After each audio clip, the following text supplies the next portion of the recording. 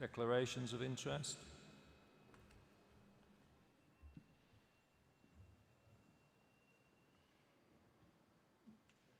No declarations of interest?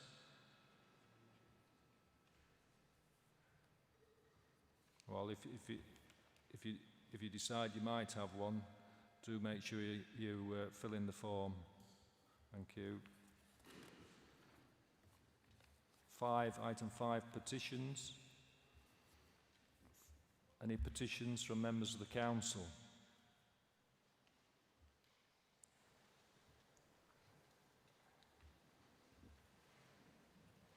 No petitions from members of the council. Item 6 then, deputations and petitions from members of the public. We do have some deputations. Is the sound right? I am advised the sound has been fixed, which is just as well, because I was going to stop at deputations, but okay.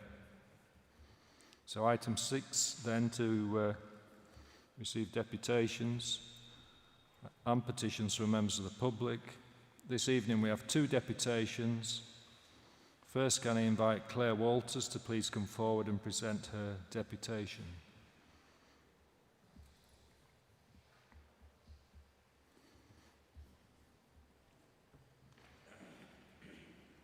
Good afternoon. Just 2 seconds. I just have to welcome you to the meeting. No, it's all right. I'm new at this too. I have to welcome you to the meeting. You have 5 minutes to present your deputation to council.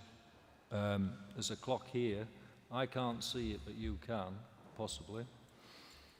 And I'll remind you when you've got 30 seconds to go. Okay, thank you. I've come here today to talk about our trees. Why? Because they're so important when it comes to climate change and ecological collapse. Just for context, climate change is not just something that's accessing Midwest America and the global south. It's called global warming for a reason. It's impacting globally, and we are beginning to see its effects. In Germany, flying insect biomass has declined by 82% over the last 27 years. In the UK, the average wheat harvest has reduced by 17% over the last 5 years. And even more locally, my swallows didn't return this year. They're gone for good. I feel a need to remind you all of this. It seems that our decision makers have their left foot hovering over the brake, but at the same time they have their eyes fixed firmly forwards, their hands clenching the steering wheel and their foot firmly on the accelerator, slamming it forward and aiming our bus straight over the cliff. In 2019, KBC declared a climate emergency. They said they would consider the environmental impact of all decisions and they would plant more trees, recognising that trees can play an important part in sequestering carbon and supporting wildlife. An amazing act that showed great foresight and positive leadership. It gave me hope that we would begin to take the crisis seriously. But since declaring climate emergency, hundreds of noble, mature trees have been felled, and thousands of younger trees and shrubs have been grubbed up. I'm not going to cite individual cases, as I'm sure there's been a good case made for each, but the overall loss has been disastrous. More destruction is in the pipeline, where planning permissions have already been granted and thousands more trees condemned. And the future looks even more bleak, with plans going in for more houses on green sites, industrial developments, road improvements and track improvements. There is no such thing as mitigation. or compensation or offsetting for a mature tree. The only thing that can mitigate for a mature tree is a mature tree, and it'll take 100 years. We haven't got time. The policy has to be to both plant more trees and conserve what we have. For this reason, I beg the Council to adopt a stronger tree policy, one that has the focus on conservation and one that supports our officers and elected members to act rapidly and decisively to protect all our trees. I'm asking you to adopt a new policy for trees that I am submitting today. I have consulted widely with local experts, national organisations, and I have their backing, plus that of 400 residents who have signed a petition. Kirkburton Parish Council voted unanimously to ask the Council to adopt this policy. And it isn't only about trees. Each and every plot of land not yet destroyed must be assessed. It may be that it can give more in terms of nature conservation, carbon sequestration or air purification by being left to regenerate naturally, left as moorland, or left as another species-rich habitat. The importance is that the priority is now the climate and ecological collapse. There are no jobs on a dead planet. Thank you. Thank you, Claire.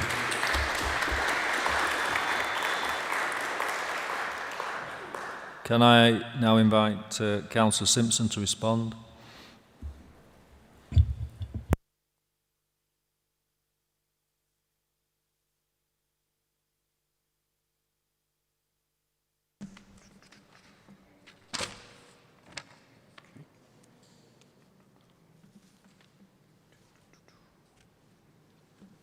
Firstly, can I say thank you, Claire, very much for being with us today. It's nice to meet you. Thank you for speaking to us, and thank you very much for all of your passion on this issue. I have prepared some notes on each point that you kindly sent through before speaking to us today, so hopefully I am able to address each of those, but if I don't, I'm happy to speak to you again in the future and discuss those further, and happy to arrange a meeting with officers as well if you'd like to discuss anything further. On the first point that you raised about setting targets to increase the stock of trees, as part of our White Rose Forest commitment, we have a target of an increase in canopy cover, which is 2,500 hectares across both council and non-council land by 2050. This is equal to around an additional 4 or 5 million trees, dependent, of course, on the planting density. At our last Cabinet meeting, Councillor Davis and I allocated some additional land for planting. That will come forward not this planting season but the next, but this coming planting season, i.e. in the next 12 months, we're aiming to plant just under 70,000 across both council and White Rose Forest sites within the district. On your second point about keeping account of tree felling and ensure that we do more to offset carbon and biodiversity, the Council recently adopted the Biodiversity Net Gain Technical Advice Note, which focuses on ensuring 10% biodiversity net gain to ensure that species habitats are enhanced in Kirklees. With the biodiversity net gain requirement and carbon offsetting requirements that are coming forward in the much delayed Environment Bill, we will account for this also, as the Council will have to manage and record this issue within the constraints of the planning process, and will aim to review its data recording procedures to align with the eventual requirements of the implementation of the Environment Bill, which we do hope is forthcoming, and the Council is making representations on that to government on a cross-party basis. On the issue of TPOs and acting promptly to reports of imminent felling, this is already within the Council's Planning Department's remit. I've had experience of this myself in my ward, where attempts to fell woodland on Cookstall Road were responded to exceptionally by our tree officers, and I thank them for that now, who in that instance were able to create an emergency TPO to stop the felling, and that's now become permanent. So if there are instances such as that, please do get in touch, and we will try to act as quickly as we can. Similarly, in my ward again, in Clayton West, when a landowner and contractor have recently been fined £16,000 for illegal felling of TPO'd 39 TPO'd trees. The local planning authority does take action as appropriate on enforcement cases in line with national legislation and the Kirklees enforcement strategy, with final decisions, of course, on cases and the punishments such as fines being made by the magistrates rather than ourselves. The Council does endeavour to work closely with landowners, developers and partners such as the Forestry Commission in relation to ensuring compliance with tree protection. On the fourth point you raised, valuing and protecting all trees, the Council does set out in its existing tree policy a clear statement that it will not work on or remove its own trees. It will only work on, or remove its own trees if there's a safety issue or if it's required under a planning condition, and if that's the case, it will undertake compensatory planting, and we will do so beyond what we were required to do under statute. With regard to third-party trees, the Kirklees local plan does include policies which require the retention of existing important trees to be an integral part of development design, and states that planning permission will not be granted where developments directly or indirectly threaten trees or woodlands of significant amenity value. Of course, we as a full council or a cabinet don't make decisions on those applications. They have to be taken by the respective committees who are required to approach their work on a non-political basis under the legal planning framework set by government. And fundamental in that framework is a presumption in favour of development, which was introduced in 2012. And of course, it's the specific material considerations of those applications that have to outweigh that. Under the local plan, we do have a policy on trees, LP 33, under which we endeavour to protect as many trees of value that are included on third-party sites as we possibly can on the balance of their amenity value and the justification and supporting expert evidence that's provided, which is the only legal way that the planning committees are able to approach that decision-making. On your fifth point about work with partners, the Council does already work with a number of third sector organisations to work on its woodland portfolio. Indeed, we're leading on the White Rose Forest, which has a significant number of partners and other local authorities on board. And we're looking forward to bringing as much of our woodland as possible under management to develop its ecological and recreational potential. On your point of creating and conserving areas of unimproved semi-natural or priority habitats, we're keen to deliver green infrastructure networks within the district, which will be knowledge-led, considering factors such as their proximity and transmission pathways to priority habitats and species, as well as longer-term considerations such as climate change migration corridors.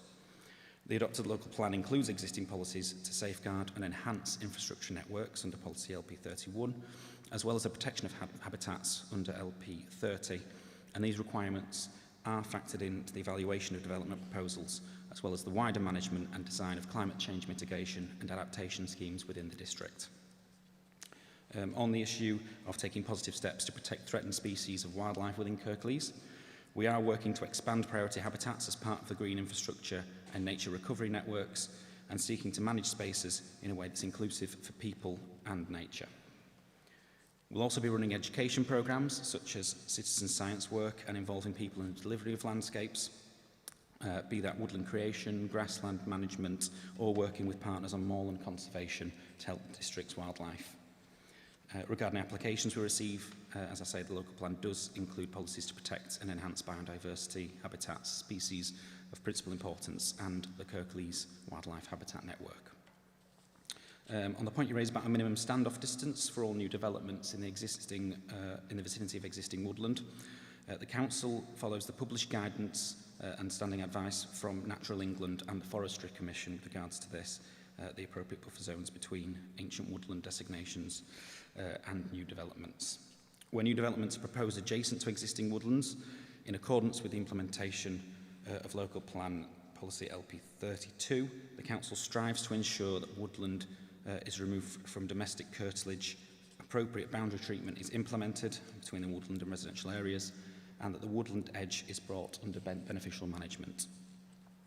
The investigation and prosecution of garden waste tipping, which you also mentioned, isn't that straightforward. The offence does require identification of the individual, of course, who's committed the offence, so that we can then take that action. But when we do have that, we do so.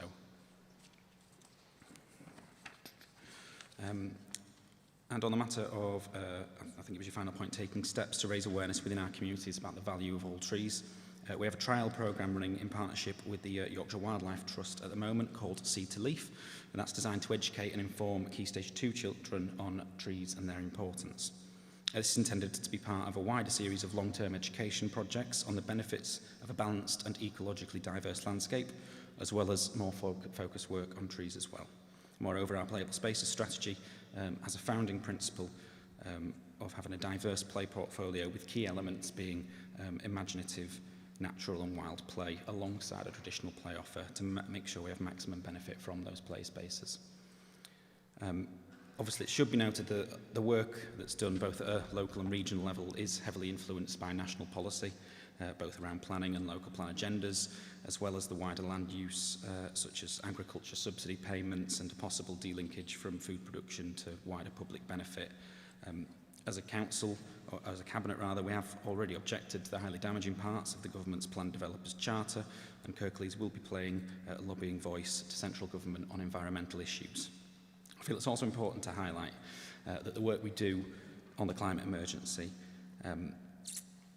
isn't just trees and habitat, however important they are. This is, as you've said, it's the biggest issue we face. It's not just one for the future, it's happening now.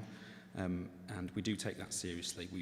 As I believe you'll know, we do have a target to decarbonise the entire district by 2038. We are ambitious about that, and I will endeavour and do everything I can to make sure that we deliver it.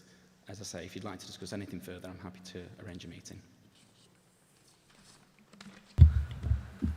Thank you, Councillor Simpson, for that comprehensive response. For future reference, you only have 5 minutes.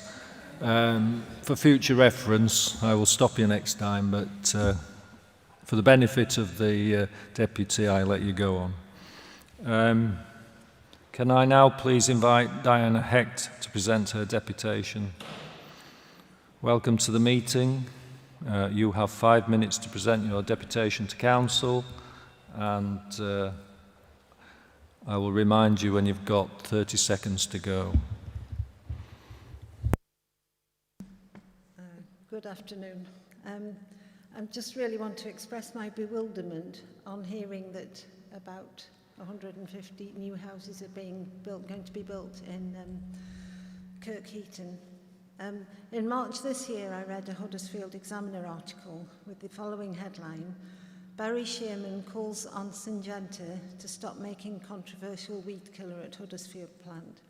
He was referring to paraquat. I was relieved at last to hear an authoritative voice speak out for the safety of his constituents, and I immediately emailed him to say as much. I have friends and have spoken with others who live close to the Leeds Road plant, and I hear a common feeling: fear. It doesn't surprise me when I read of the firm's community safety plan, which says residents will be alerted to any emergency by the sirens sounding continuously for 5 minutes and then 30 seconds every subsequent 5 minutes. In that event, people should go indoors immediately, extinguish naked flames, including pilot lights, and not smoke. They should shut doors and windows and close off ventilation where possible. The safety plan warns against collecting children from school, saying it is safer to stay indoors while the siren is sounding. It urges people not to phone the emergency services unless they are injured or hurt, so that lines of communication remain clear. And it says people should not go outdoors until an all-clear message has been broadcast on BBC Radio Leeds. Syngenta says, every year we write to 9,000 addresses locally in our public information zone and include a copy of the community safety plan. The public information zone is determined by the Health and Safety Executive. I would be very worried if I was at one of those addresses and the siren sounded. 9,000 addresses. And now more houses are being erected to add to that list. I was one of the many people of Kirklees who were pressing for the council to declare a climate emergency, which it eventually did. Online, the Council now states, "We declared a climate emergency in 2019 because we all must take urgent action to improve and protect our environment. Our vision is to make Kirklees completely carbon neutral by 2038. I unreservedly applaud the Council for this public ambition, but I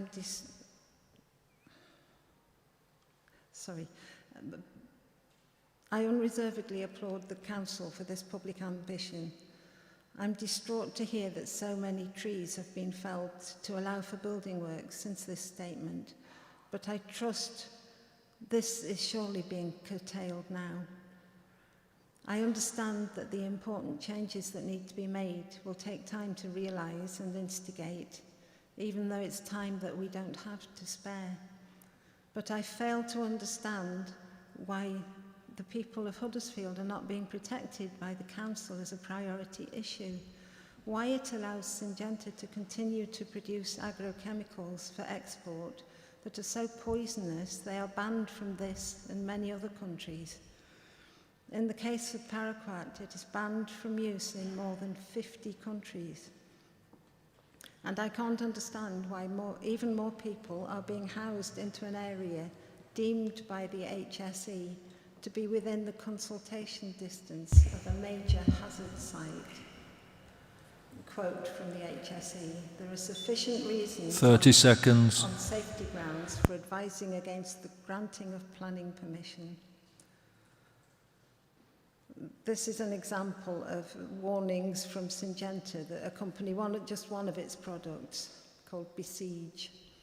"Highly toxic to bees. Do not allow it to drift onto blooming plants while bees are foraging adjacent to the treatment area. Toxic if swallowed, may cause cancer." Your time is up, I'm afraid, Diana.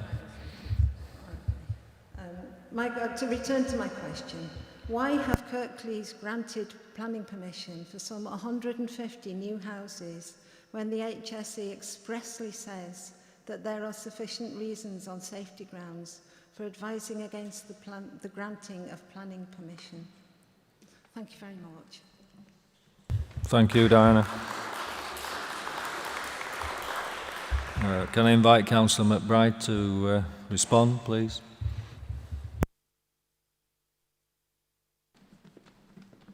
Thank you, Mr. Mayor. Syngenta and its predecessors, ICI and AstraZeneca, have been producing chemicals that are categorised hazardous since the First World War. Most recently, the local plan approved in 2018 was subject to the most rigorous scrutiny, and particularly areas assigned in the hazardous category. If the hazard were unacceptable, it would have been excluded by the examiner.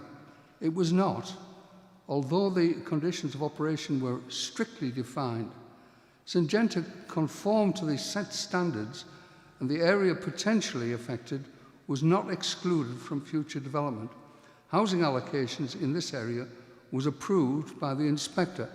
So really, is this an objection about housing, or is it an objection about Syngenta? And you begin to wonder.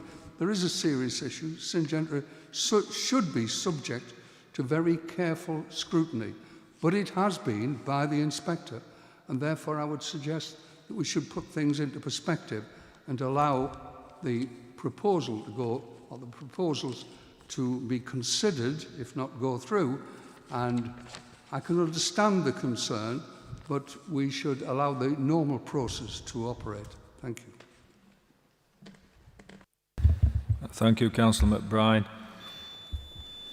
Moving on, are there any petitions from members of the public?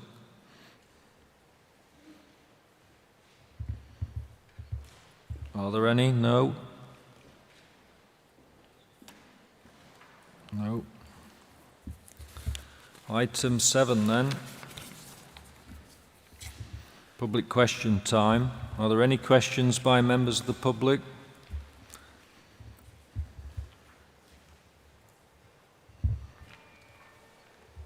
Any questions?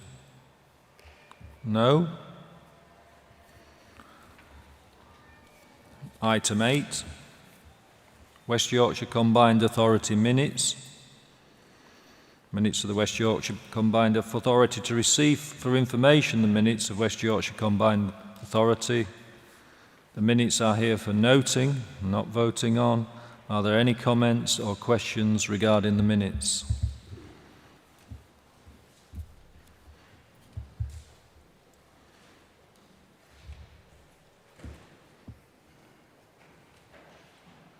No questions? No comments? Well, in that case, Councillor Pandor, you won't have to respond, so we can move on to the next item.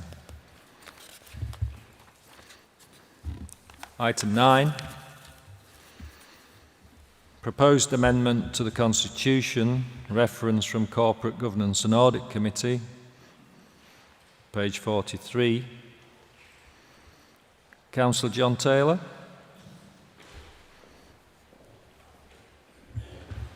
Thank you, Chairman. I move that the recommendation of the Corporate Governance and Audit Committee held on the 25th of June 2021, that the Council approve the adoption of the amendment to the Council Procedure Rule 35 as set out in paragraph 2.01. Thank you. Is that seconded?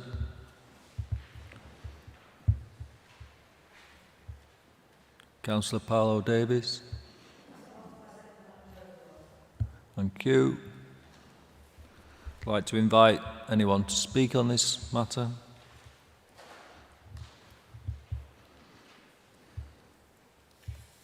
Councillor Patterson.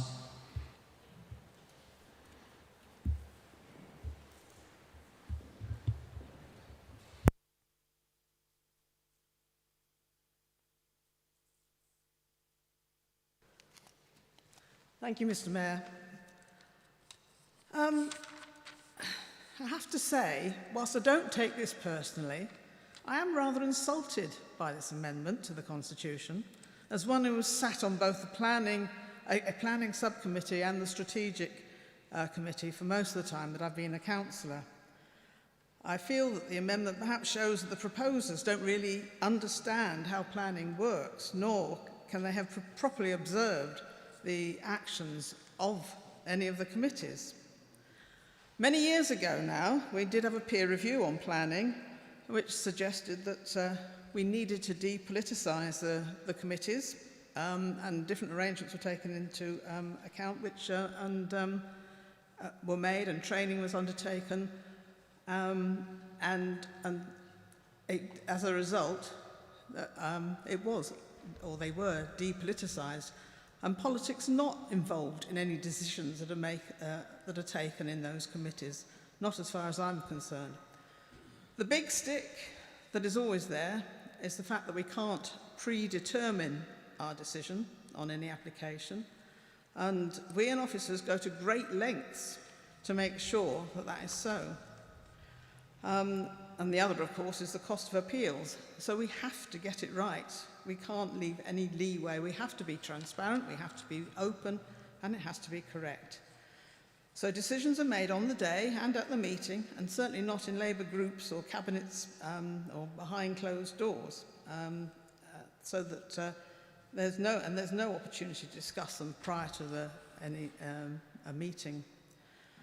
The details of an application are usually quite different and not related to a decision that might have been made in Cabinet or that may have already been made.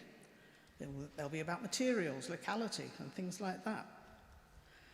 And then finally, I do understand the issue of transparency and the issue of perception of the public. Hence, for instance, I once did declare an interest. I didn't have to, but I did, over the granting of an application to St James's in Almonbury to increase the size of their buildings. I decided to do that because I'd been the cabinet member responsible for the decision about the Almonbury Community School. Not that the outcome of the application would have made any difference to the decision that had already been made about the school. It could not have been revoked. So this was long before this amendment was mooted. I wonder perhaps if my action then actually gave members the idea that perhaps this should be the case. But the action I took is the most transparent way to deal with any and any possible conflicts of interest. Thank you. Thank you, Councillor Pattison. Councillor Lawson.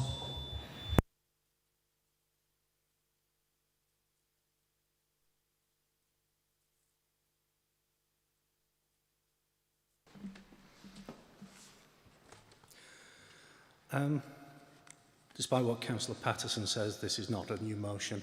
It's not a new idea. It's been around for a while. In fact, Liberal Democrats have brought it forward before and it's fallen. Worth remembering as well that this comes as a form of a recommendation from Governance and Audit. There's already been much debate on it, and there was a vote taken at Governance and Audit, I understand, to bring it forward with this recommendation. To my mind, it's a very small extension to the existing rules that cover scrutiny, and it seems quite natural to me to extend it to planning, it being a scrutinising and decision-making process. Proportionality is not being affected. There is no effect on the numbers, even though that personally I'd like to see the numbers increased on the strategic planning just for a wider scope of points of view on there. One of my big concerns with things as they stand is that there's a closed circuit way of thinking. By that I mean, for example, in Cleckheaton Ward at Kenmore Fields site, the council land was in the plan and had been for a long time. A plan was made to sell off the land and give building permission without understanding the limitations of the site. In the end, we managed to get put through the extra care housing assessment process, which Councillor Kendrick will remember well, I believe, which was more appropriate, but the dangers are clear here, I feel. And this is a three-in-one kind of amendment. It offers the public reassurance that probity is being maintained and that we as a council are keen that it is seen to be maintained. Planning decisions are protected against certain potential challenges. Robust decisions are less likely to be challenged in the first place and more likely to be successful if appealed. Lastly, Cabinet members are protected from the accusations that anyone who has sat on a planning committee is familiar with, and which I get very cross about when I'm approached by the public about them. We hear it in every major application, and it takes a lot to push back on it. It's just simpler if there's nothing to point at. For those unhappy with the amendment, in the end, I would say, if the Conservative planning bill is pushed through, we can pretty much tear up the planning rules as we know them anyway. But for now, I support the amendment. Thank you, Mayor. Thank you, Councillor Lawson.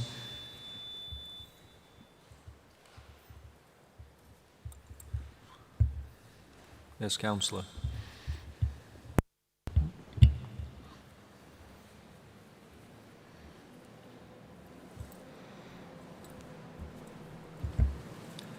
Thank you, Mr. Mayor.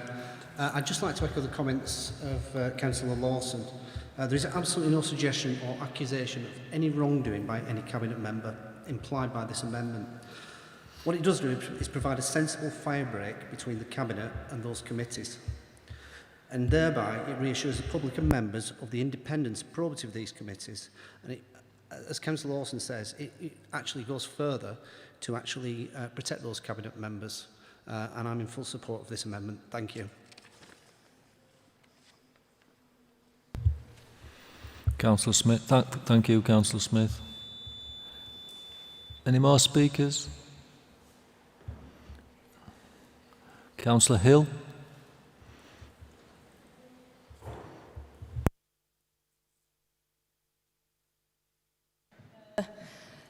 Largely going to just echo the concerns that I raised at Corporate Governance and Audit, so apologies to anyone who was there. I am going to repeat myself somewhat because I do think this is important, but I also think that the amendment largely fails on its own terms. In all of the discussion around this, there have been three problems put forward, if you like. One is the issue of political bias, which admittedly, I think there's been some debate about whether that was the original intention, but at any rate, it has been discussed. One is the issue of conflict of interest, potential conflicts of interest. The other is about public perception. And I think the debate has moved, certainly at corporate governance and audit, it moved to saying that that was the main thing that this amendment sought to address. So that's the one I want to tackle first, because actually when I talk to constituents about the planning process, the fact that cabinet members may or may not sit on planning committees is not the concern that they raise. There are plenty of other things that come in way ahead of that, which this amendment doesn't seek to touch. What qualifies as a material concern? How much previous development has gone on in that area, how things relate to the local plan itself. These are all things that constituents would talk about with me before they would begin to think about which individual councillors might be on the committee or not. I think my concern here is that it takes quite a serious issue with implications for the council as a whole and responds by essentially kind of tinkering with something. This doesn't bring forward systemic change. It allows people to say that they are supporting the public, they're on the public's side, despite this never having been raised with me by any members of the public, while actually avoiding doing anything that would make any meaningful changes to the planning process. I think far from needing to support this amendment for fear of antagonising the public, we actually have a duty to talk about what this amendment just doesn't do. And what it doesn't do is resolve very real issues with the planning process nationally and locally in any kind of meaningful way. And that is my concern about it. I also want to take issue with the fact that in the amendment to the Constitution, planning is kind of paired up with scrutiny. I think the proposal would now read, barring cabinet members from sitting on overview and scrutiny committees and the strategic planning committee or subcommittees. And I think that's quite problematic. I think putting the two together like that fundamentally misunderstands the role of both. Overview and scrutiny, if you look at the role of scrutiny, it's very clear why cabinet members cannot and should not seek to scrutinise themselves. Planning doesn't fulfil that role, and to suggest that planning is some kind of scrutiny committee that also makes decisions is, to my mind, it's just wrong. And actually, if you try and put the two together and claim that the same rationale should bar members of the executive from doing both, then I have issues with that. I think it's problematic, and I think it pushes problems forward into the future that we'll have to deal with again. So it by no means am averse to looking quite seriously at the planning process as a whole and tackling some of the very real issues that do exist with how the public perceive it and interact with it. But I don't for a second believe that this amendment even begins to do that. Thank you. Thank you, Councillor Hill. Just a reminder to members, if you want to speak, put your hand up and keep your hand up because we've got officers at the back identifying who you are. It's a bit difficult to see right at the back, but it's Councillor Hussain next.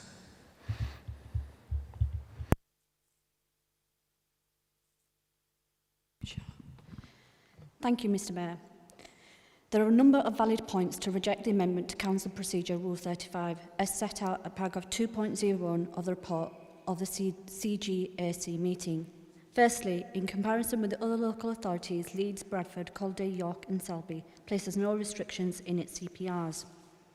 Further to add, the local plan that was approved by Council does set out an overarching planning and development strategy which would act to minimise any political influence in the planning process that a cabinet member or indeed any other member may have at committee or subcommittee level. There are also other checks and balances in place to ensure that decisions are taken properly. One of which is that all members who sit on the Strategic Planning Committee or any of the planning subcommittees are required to undergo planning-specific training, which includes issues around predetermination and bias, and are required to be given an annual update on planning matters before they can sit on any of the committees as decision-makers. As part of the training, it is made clear to members that decisions are to be taken by them as a planning authority and not taken along political lines.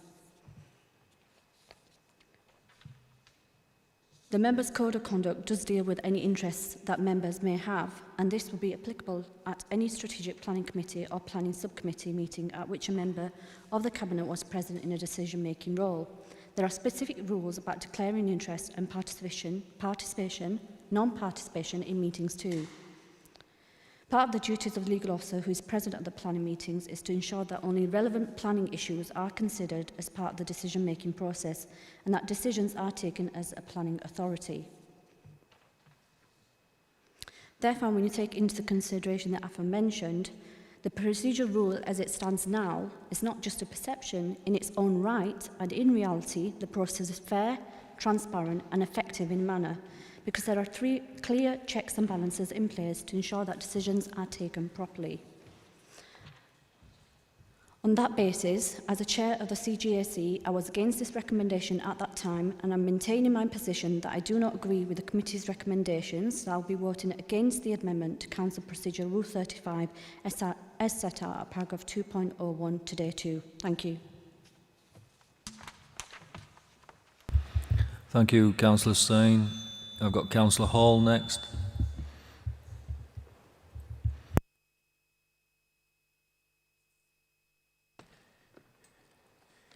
Thank you, Mr.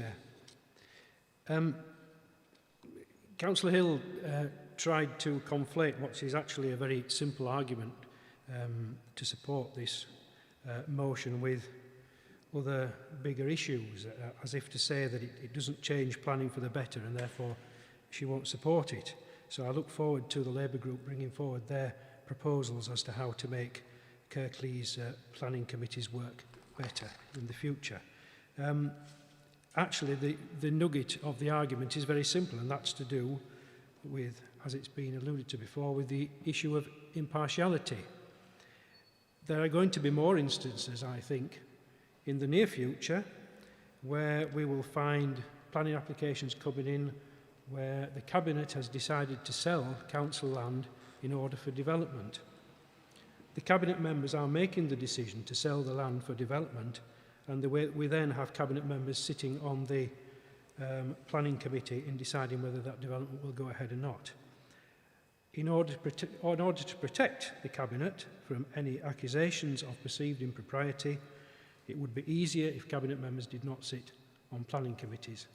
It's a very simple argument. It doesn't try and change the whole planning process for Kirklees, and it's one which, if we were to vote on today, I'm sure will be received very favourably by the public. Thank you, Mr. Mayor. Thank you, Councillor Hall. Councillor Scott. Sorry, Councillor Sokol, did you want to say something? Mayor, some of the members here, they are feeling very warm, yeah? And some of members are feeling very uncomfortable because there is no water facility. Is it possible to get some water to the other members around here? Can you see to that? Just 2 members, I asked them to go outside because they can't sit here. Yeah. We'll deal with that, Councillor Sokol. Councillor Scott. I'm really concerned about what's been brought before members tonight. I've been a member of the Planning Committee since I was elected, so I've been on it 13 years now. And I felt that by reading that was questioning my integrity. So I'm just going to go through the process, and for me, it's not party political. I go there as a person and picture myself sat there, if I lived there as an individual, what are they proposing to do and how it would impact on society around me. So I class it as a non-political committee. I take advice from our legal services. I make my declaration, as all other committee members do. The committee member's role is to consider all planning issues on its merits. We're tied by the governmental laws of what they say, and officers advise us on that. The decision isn't made by one person, it's by a committee. And I'm looking out here tonight, and I can tell you, a lot of you have voted along the same lines as me, and you're a different party. So I want to address the word perception. That's really hurtful, because what this has created, using this word perception, is the The person that doesn't get it to go the way they want, they then are not happy and call foul play. They often go off heading onto social media, then to the newspapers because it didn't go their way. They single out our members, your members, and they are personally attacked. And these are vicious attacks on members that are carrying out a duty that they have agreed to do. There is a process that we follow. Surely that's okay. And I understand you say about cabinet members, but all members, I feel that if you're singling out cabinet members, all leaders or deputy leaders of other groups shouldn't be sat on planning committees. We could turn it round that way. So I'm looking at the comparison. You did a comparison on 2.4 of the report. Of the 6 councils you looked at, only 1 didn't permit them to take part. I think that's telling you something. These are worrying times we're in. The greatest foundation of our planning process, bringing local people to have their say, is going to be shook because the government's going to implement changes and take democracy away from local people. It's not cabinet members that are taking it away. It's national government, what they're pushing through. Thank you, Mr. Mayor.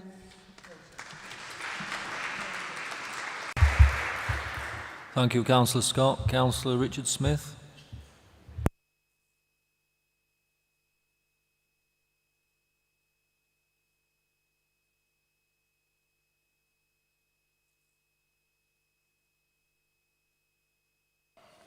Thank you, Mr. Mayor. I'm going to try and keep this brief, and it's obviously a bit emotional for some people, but I see this quite straightforward, really. I don't see any relevance with what other authorities do in how we base our own decision-making. We don't look to other authorities before we decide whether it's a good idea or a bad idea. We should make the decisions that we feel are best for the people of Kirklees, not mirror what other organisations do. Now, there is no insinuation of any wrongdoing, and I want to make that point very clear. But we have to remember that the local plan was passed. It was written, and it was the responsibility of the Kirklees Cabinet. So it stands to reason that people will expect Cabinet members to be defensive about the local plan. Now, I take the point about the appeals, and I do believe that the people who've spoken do so with the best of intentions. But the simple point about this is it does come back to the public perception. Now, if people suggest that the people who make the rules and identify the sites within the plan are the same people that then make the decisions about them at planning committees, to the public that appears as if you're marking your own homework. And I cannot see why Cabinet members object to this. It's for their own interests. This is a matter of public perception and about appearances before the public. There is another point that's not been mentioned so far. Now, when a Cabinet member is present and they make their views known on an application, if a junior member of the Labour Party happens to be there, what are they going to think? Oh, the people in charge, the people making the decisions are okay with this. So they're influenced by that. And again, this might not be the case, but it's certainly the case that the public will see that and make an opinion. So that's my view, and I think we should support this. Thank you. Thank you, Councillor Smith. I have no further speakers listed. Oh, I do now. Councillor Bolt.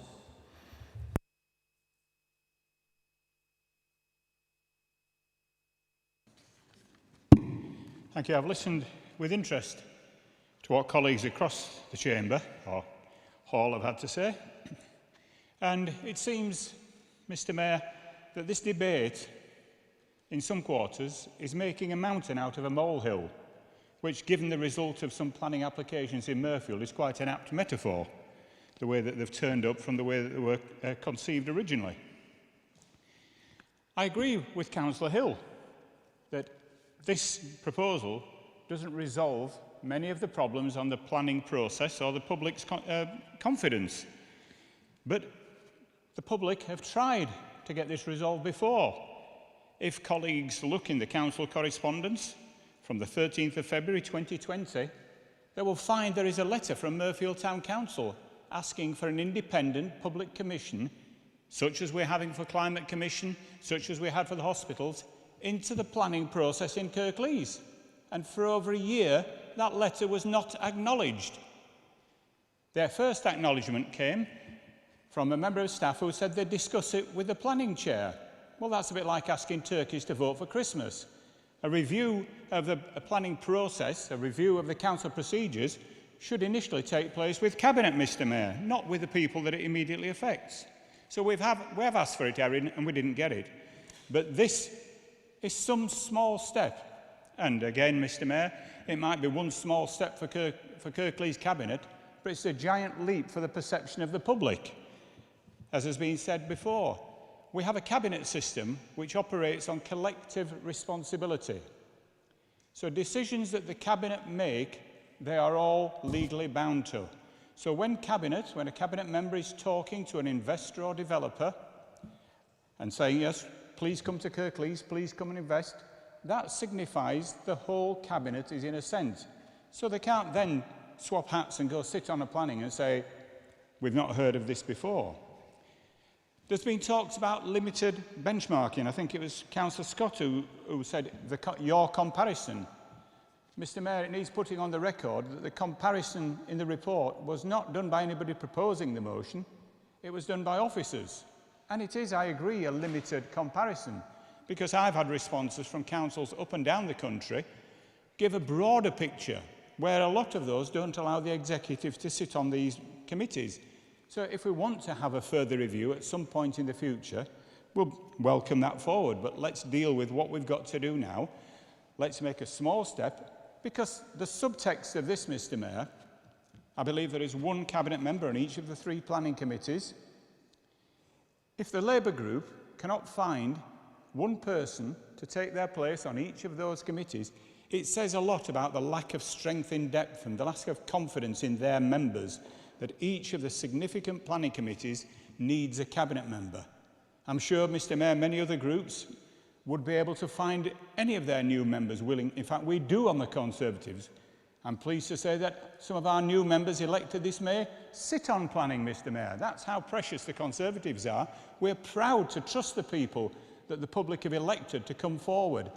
We're honoured that they want to serve their public, and we trust that they will make the right decision. They don't have to be long in the tooth and be cabinet members to do it, Mr Mayor. So let's deal with this.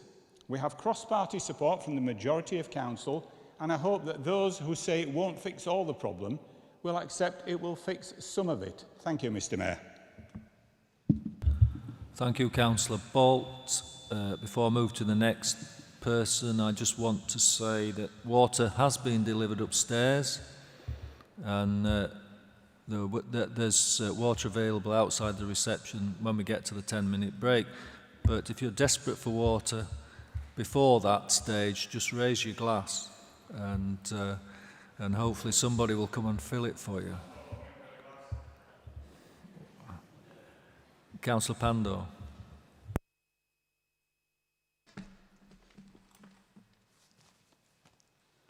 Thank you, Mr Mayor.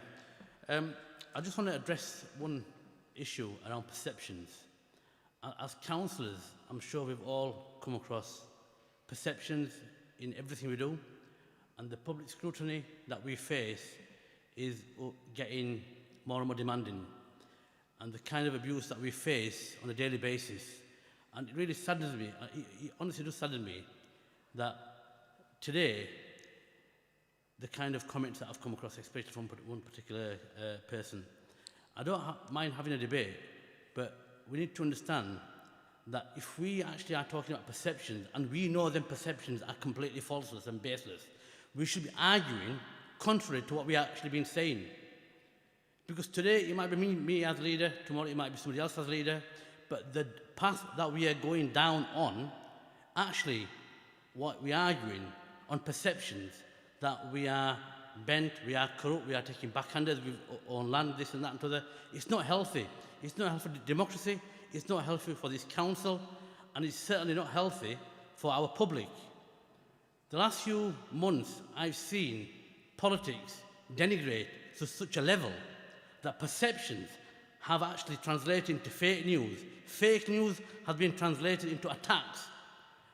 One of my colleagues in Oldham, the first female Muslim leader, has had her car firebombed. A few months ago, a couple of members in this chamber had had their cars firebombed. We saw the murder of Joe Cox, one of our great MPs, 4 or 5 years ago. And this is why I'm disappointed in this debate. If we had genuine concerns, I don't mind clearing up the planning process, but I don't think there is anything to clean up. If anybody has got any ounce of evidence, bring it to me. And if it's my member, I will make sure I deal with it. This is why it's so disappointing. We actually are going down a dangerous path. I will not be supporting this because I have 100% confidence, not just in my members, but every single member who sits on the Heavy Woolen Planning Committee, Huddersfield Planning Committee and Strategic Planning Committee. I have never ever interfered with them. You can ask them individually, my members and the opposition members, because we have a job to do. It is difficult, and we are making that job more harder. Thank you, Mr. Mayor.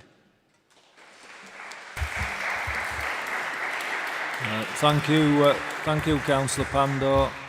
Right to reply, Councillor Taylor.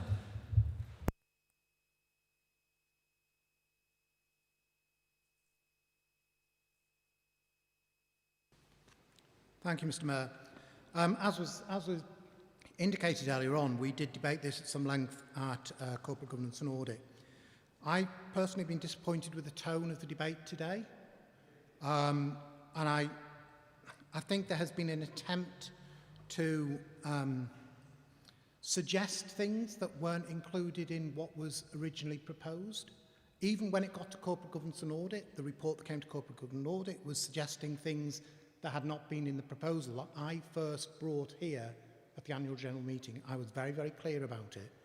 I will not accept any suggestion of political bias because there is none. I don't believe there is any in the planning committees. This has always been about how do we improve public confidence. I don't believe in saying, well, let's kick it into the long grass by doing a big, huge review of planning. I don't believe that the analysis of the local authorities is really that valid. When we checked, although not many of our peers in West Yorkshire prevent cabinet members from sitting on planning committees, none of them actually have cabinet members sitting on planning committees. So they don't have it in their procedure rules, it's the way they act rather than their procedure rules. If we didn't have members of cabinet on planning committee, perhaps we wouldn't have to change the procedure rules, but I'll leave that there. I agree wholeheartedly with some of what Shabir said about the awful way politics played out in the last 2 months. I hope everybody in the room shares that. But there are people who need to, reflect on how they behaved as well. And I think it is always unhelpful. We have a job as public servants to be supportive of each other and honest about the way in which we conduct ourselves. And I don't think it benefits anybody of any party or any grouping if people start accusing others of corruption, backhanders, I think they're the words you use, Shabir, but, political bias or whatever it may be. This is really simple to me. This is very, very simple to me. Public do not have confidence in the way in which we make decisions. We have an opportunity today to try and address a small part of that. And to vote this amendment down actually sends a message to the public. And it sends a message to the public that you don't recognise that they do have those very valid concerns. They're not right, but actually, as other members have said, we can help protect cabinet members from a lot of that grief that Cathy, I think, talked about quite eloquently by actually not sitting on that committee. We have 69 members here. We have a lot of talent, experience. There is some inexperience as well, but the only way you deal with that is by giving them experience. If we continue to have the same people sat on those meetings, we don't give that opportunity to other members. And we all deal with planning matters at some level within our wards and engaging with our constituents. So I think we made the right decision at Corporate Governance and Audit. We did debate it. There was only one vote against at Corporate Governance and Audit. I hope we get a similar outcome this evening. Thank you, Mr. Mayor. Thank you. We will now move to the vote by roll call. So that's the vote for the recommendation.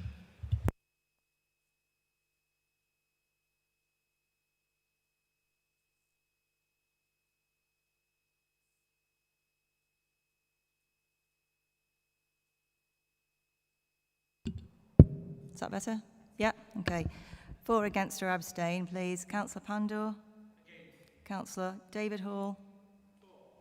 Councillor Lawson? Councillor Akhtar? Councillor Allison? Councillor Bamford? Councillor Bellamy? Councillor Bolt? Councillor Burke? Councillor Butt? Councillor Dadd?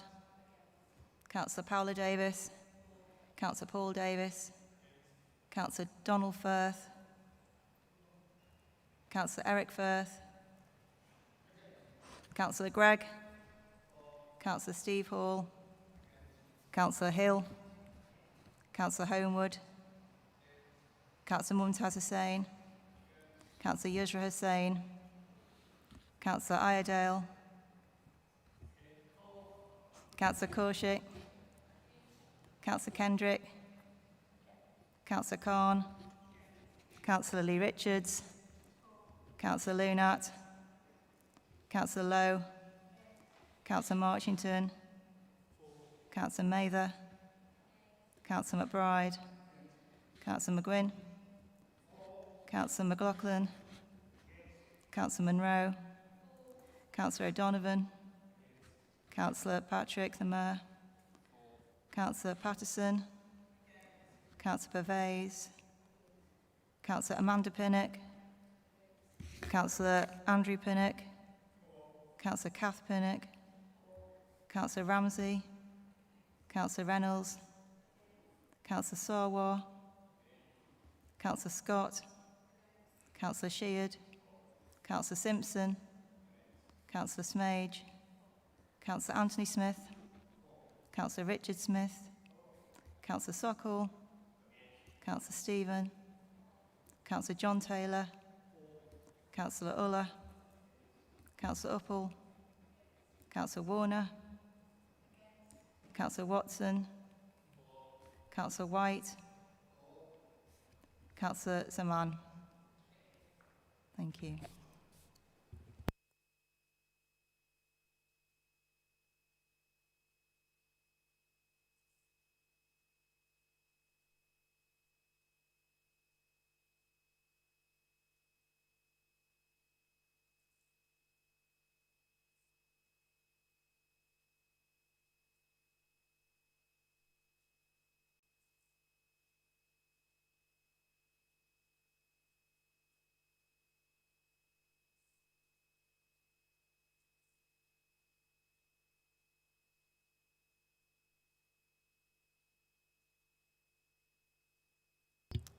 Okay, so that motion falls. 2533.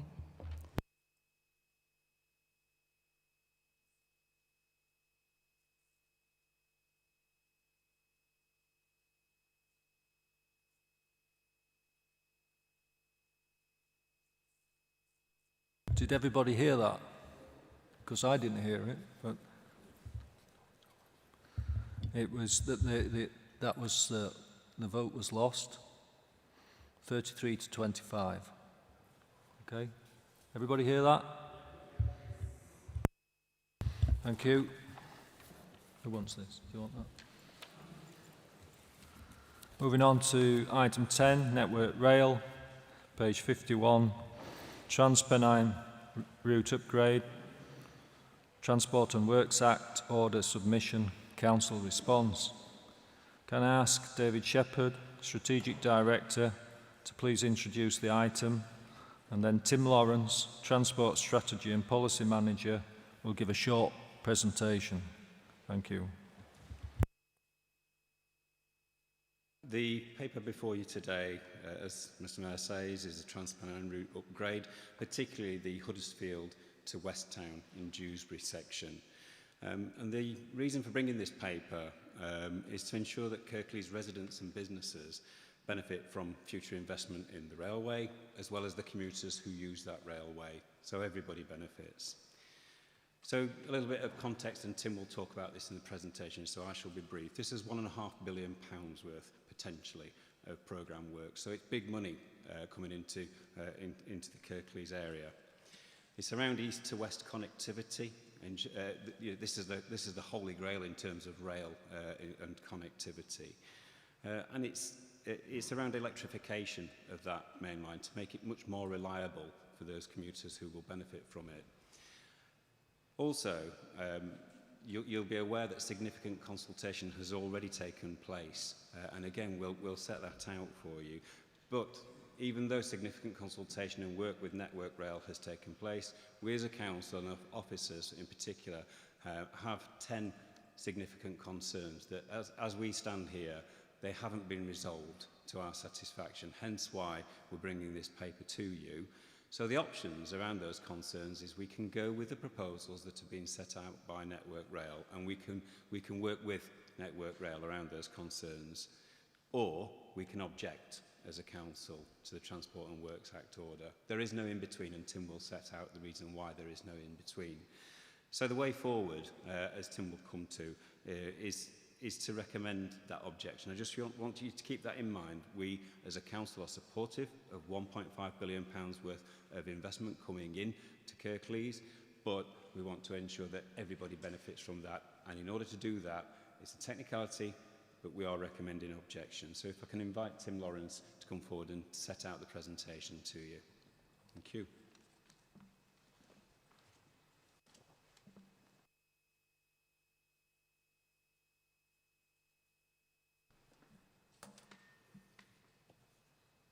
Mr Mayor, full council, good evening. It's a simple question, really, to object or not to object.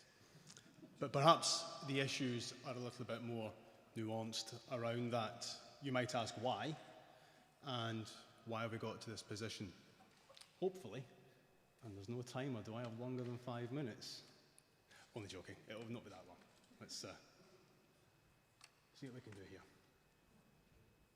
So, as we've explained, this is to enable you to debate the endorsement of the Council's response to the TWAO submission, Transport and Works Act order. And we think we need to do this to best represent and uphold the Council's interests, if necessary, at public inquiry. As David said before, it's important to note that we are supportive of this level of investment. But there are a number of issues where officers feel more work is required, and there are some questions that are still to be answered. Network Rail has provided a lot of information, and we've worked very closely with them over the last 2 years. But it's crunch time now. And we need to get to a point where we understand exactly what is being proposed and what impact that's going to have on our residents, not just during construction, but when it's built as well.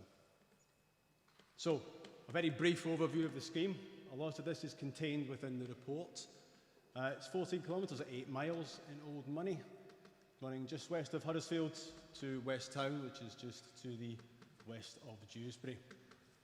As you know, and it's very important to point out here, the aims of the scheme. It's to increase capacity, improve journey times, and increase resilience. That is the purpose of the scheme as set by the Department for Transport, the Secretary of State. It may be that we like other things. We would prefer other items to be included in the Transport and Works Act order, such as car parking improvements, such as the introduction of electric vehicle charging points, or better routes to and from stations. But the Secretary of State has been very clear that these are the aims, and everything that is produced, everything that is promoted as part of this Works Act order is to hit those aims. There's a brief set of bullet points detailing what the main features are. They are just taken from the report, so we won't go through them all in full detail. As David has said, it's about electrification. Really good environmental journey time savings and the reliability. It's the 4 trackings to separate the fast trains from the slow trains. the express trains from the local trains would be a better way of saying it. There's a new track curving through the Heaton Lodge area. Some of you may know, as you travel on the train out of Huddersfield, as you go round by Cooper Bridge, it gives a little bit of a jolt. And we're going to smooth that out and make that journey time a little bit more pleasing. There's a couple of slides there just taken from Network Rail's Transport and Works Act order documentation. It's a little bit far away. I'm not really too sure what benefit they provide for the debate, so we'll move on. As I discussed earlier, the development of the route upgrade has been gone through with council officers in quite some detail since about 2017. And we've worked in partnership with Network Rail, and that has to be put on record. Officers have spent a lot of time going through the detail and trying to get what they feel are the best outcomes. There's been some consultation, 3 phases of consultation, and prior to each of those 3 phases commencing, local MPs, council and stakeholder events have been held, 2 of which were not during the pandemic, and 1 which was between phase 1 and phase 2, and so that was a little bit more COVID distanced, but still nonetheless it was face to face. So a little bit of background for as far as 2021 is concerned. And the 31st of March, Network Rail submitted 2 suites of documentation. A Transport Works Act order and 9 listed building applications. And some of you who were at the informal strategic planning committee may have heard the debate about that. It's important to note that the Secretary of State determines these listed building applications as he or she does the Transport and Works Act order. And so the officers at the Strategic Planning Committee were not, in effect, making a decision. Although you will be aware, of course, that a number of issues were discussed at that in fact, relate to the Transport and Works Act order. So why were we not given the opportunity to discuss them? Well, we had 45 days to respond to the application. The deadline for responses was Monday the 17th of May. As you're all well aware, the 6th of May was local elections, and these factors did not permit the opportunity to get that formal political sign-off, which I think we would have benefited from in that debates to be had. We pointed this out to Network Rail, and we asked if we could delay our response to the Transport and Works Act order submission. The answer was no. The dates were driven by central government, and so officers, along with senior management, made the decision that it would be best to put in the representation for the benefit of Kirklees, as I explained just there. So, the response went in.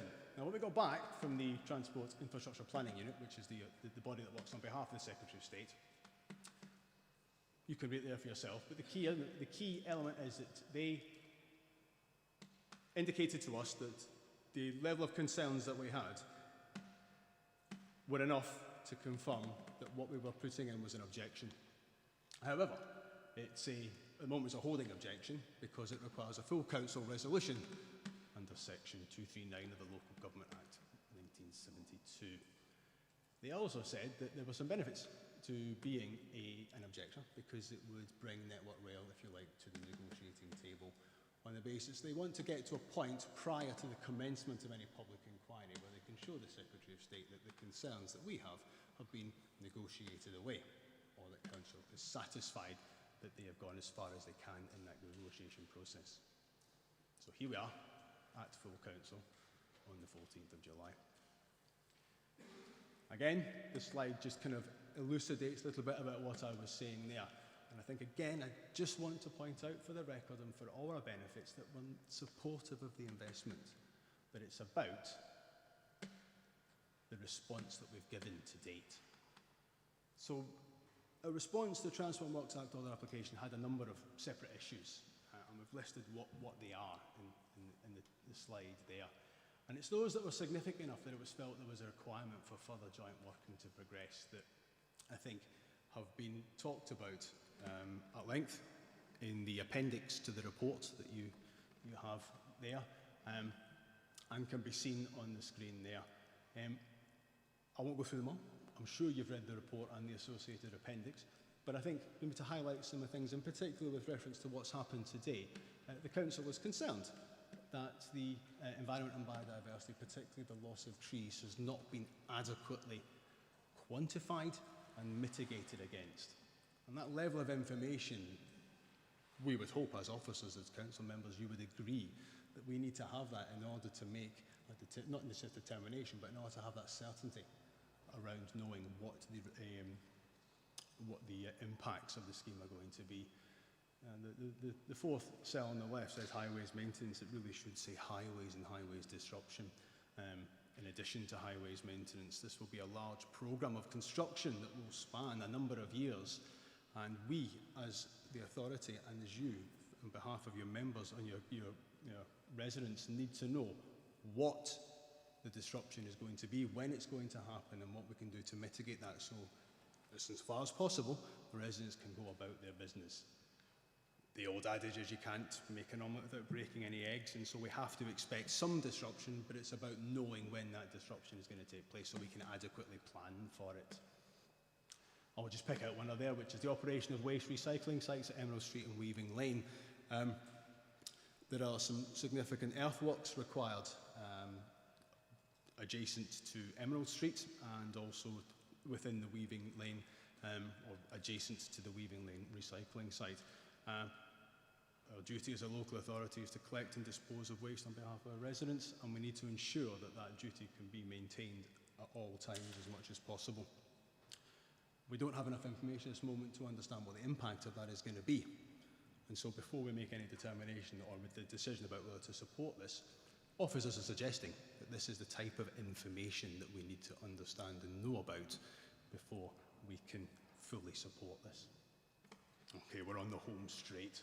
So our current view is that these 10 issues, which are in the appendix and on the previous slide, are significant enough to currently maintain the stance of objection. That's based upon the following.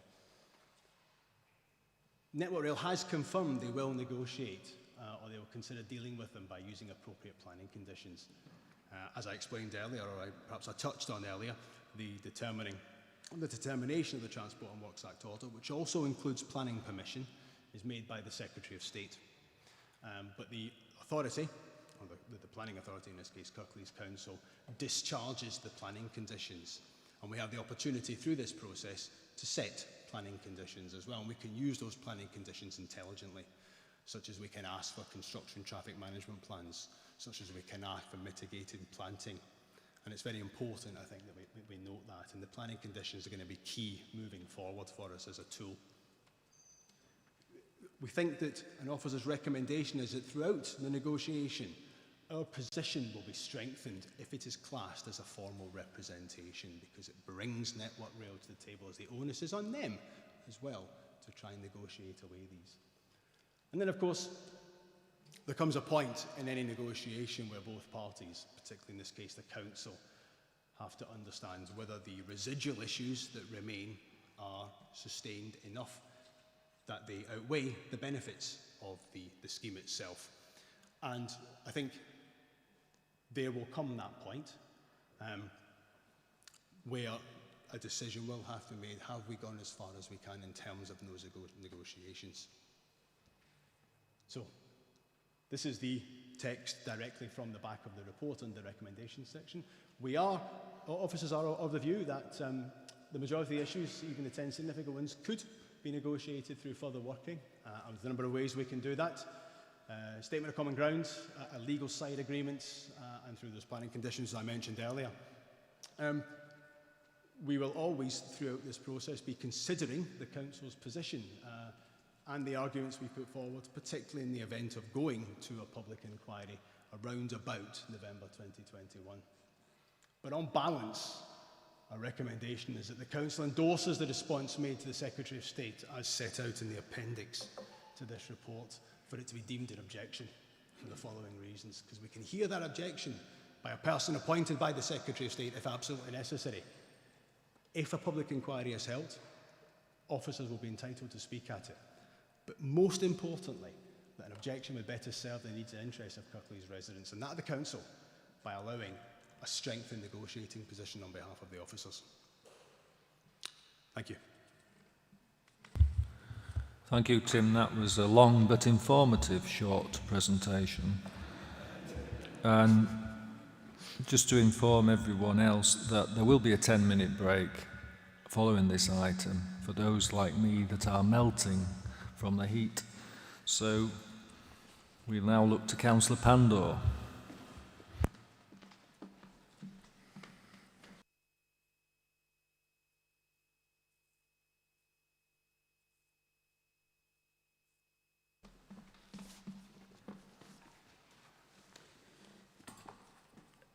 Thank you, Mr. Mayor. And I'm glad Tim was here because what Tim just went through, I would never be able to do what he did. And thank you, Tim, for that excellent presentation, and Dave for that introduction. I think the key thing for me really is why is it coming to the council? For us to do what Tim's explained, we need to actually get majority of the council to get this through. That's what regulations say. And once we do that, he will then give us a ground to actually get a statement of common ground, which is a legal terminology, what will allow us to actually get this objection in there for all the reasons that Tim articulated, which I cannot do.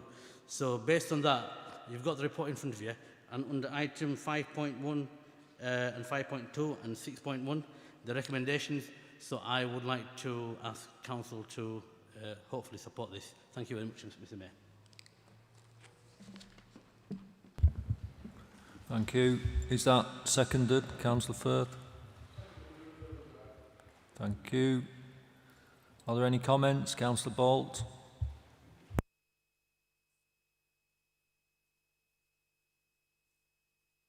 Warm, Mr. Mayor, but far be it from me to say that if you can't stand the heat, get out of the kitchen. I would never say anything like that, Mr. Mayor.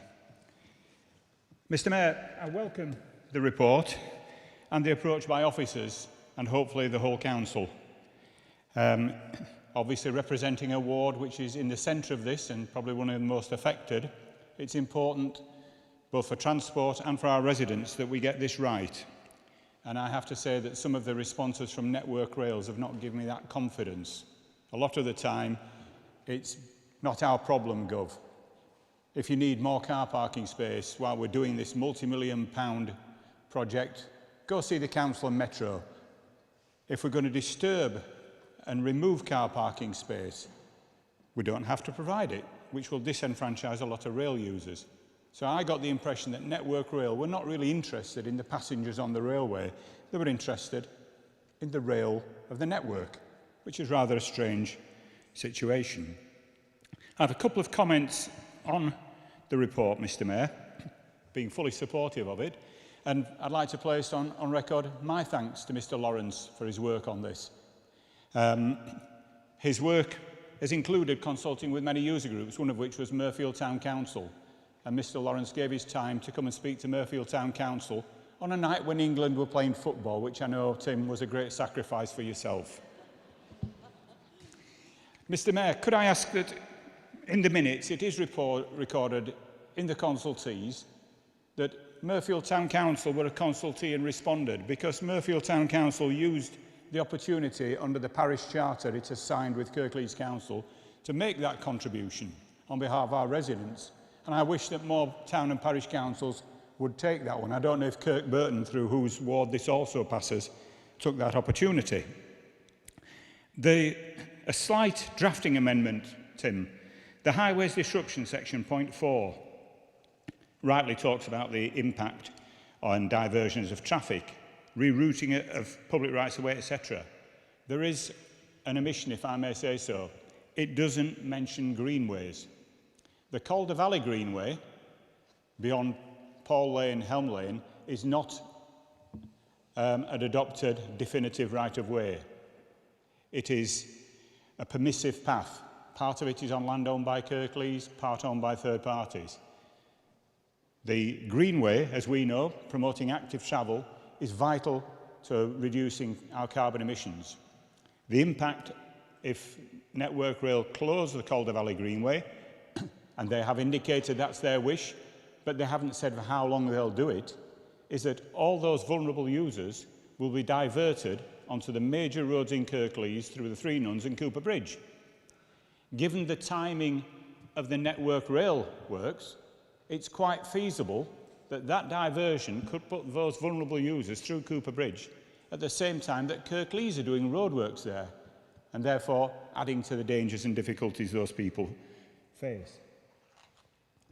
The recommendation that we're being asked to consider as well is for representation at the public inquiry, that officers will be entitled to speak. Again, a drafting amendment, I would suggest that we also include that members and any legal representation. It may be permissible that if a council wishes to employ a barrister, but we should make sure that we are recognising that now, that if we need to step up to the plate and have legal representation, we're making that assumption and decision tonight. Because, again, the points that are not covered in some areas, that there may be nighttime working for Network Rail, the impact of that on houses in the area. They said they may rehouse people, and there is a big difference between what they may do and they will. So line-side properties in Murfield, if there's an extended overnight period, they should be considered. I'm very supportive of this, Mr Mayor, and again, I say thank you to Tim and others for bringing this forward, and I hope the whole council will support this. Thank you. Thank you, Councillor Bolt. Councillor Simpson.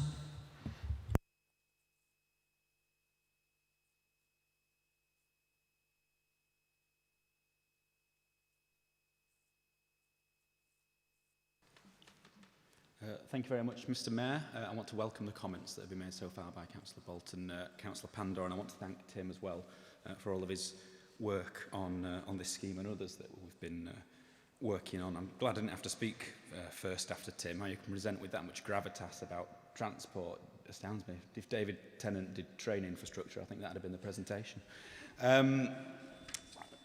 I trust we've all read the report, so I won't go into detail, but obviously the issues being noise and air quality, highways, Dewsbury Riverside, Leeds Road Railway Bridge, the operation of the HWRC, for which we have statutory duties, mineral waste, development management. These obviously aren't small matters. We don't object formally like this for the fun of it. If I can speak to my own portfolio for a second, you know, a scheme of this nature will inevitably have a significant environmental and biodiversity impact. We have our local plan policies and environmental policies, and the biodiversity technical advice note that I mentioned earlier that pushes for a 10% biodiversity gain. We just haven't had the agreement, information or adequate assurance that we need as a council on behalf of our residents to be able to approve the works order without raising these issues on behalf of our residents and seeking to negotiate them away and protect our local environment within the district. As has been said, I think we just all want to be clear. I don't think any of us oppose the scheme, this investment at all. I think I'm pretty confident in saying that we'll all welcome it. In fact, we need it in terms of climate.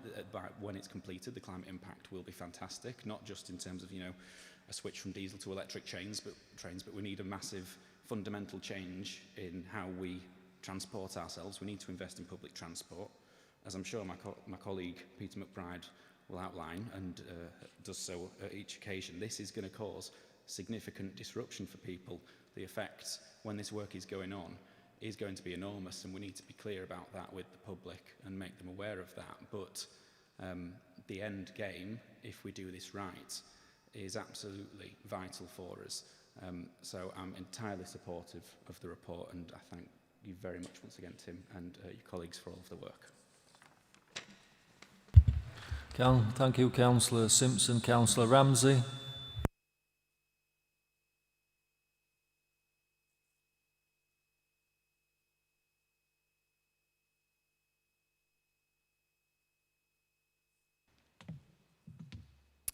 Hi, thanks very much. Thank you, Tim. Thank you, David. It appears to me that whilst this is a fantastic opportunity for improvements for us to be delivered through Network Rail, we should thank the Secretary of State. He might have done us a favour in asking us to submit now an objection rather than just a representation. From a Dewsbury South perspective, obviously it'll come as no surprise that my concern relates to the impact on the Riverside development. Therefore, I fully support you picking up further negotiations with Network Rail about the Western Gateway into Riverside. If I understand it correctly, their plans would mean we would potentially have to redesign the access arrangements to the development, which may impact on the kind of place and the community that we have ambitions to achieve. In addition, it may put at risk some of the homes that we have plans to deliver, as an altered access arrangement to the development may increase the cost of bringing the site forward. Therefore, the eventual delivery of the homes may not be as cost effective as we initially hoped. So, yeah, fully supportive, and thank you very much. Thank you, Councillor Ramsey. Councillor O'Donovan.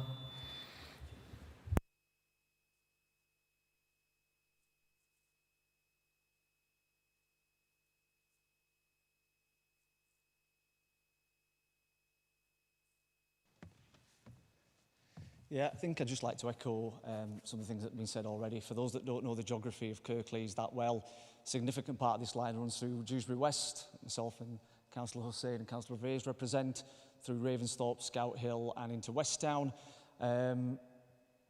Colleagues in Dewsbury West and Dewsbury South will remember not only just a few weeks ago, we had significant disruption to traffic because of 3 water mains that burst, emergency situations, caused significant disruption, lasted 2 or 3 weeks, but for that 2 or 3 weeks it was really tricky down on Huddersfield Road and Thornhill Road as well. So I welcome the paper. It is really important that we get this right for the residents, particularly our residents in Dewsbury West, in terms of noise, traffic, diversions. The impacts are going to be significant for a period of time, but hopefully beyond that will give us the benefits that we need. But I do welcome the paper. I think the officers have been particularly brave in putting this together and giving us the opportunity to let our residents' voices be heard in the fullest way that they can be. Thank you, Mayor. Thank you, Councillor O'Donovan. Councillor McBride.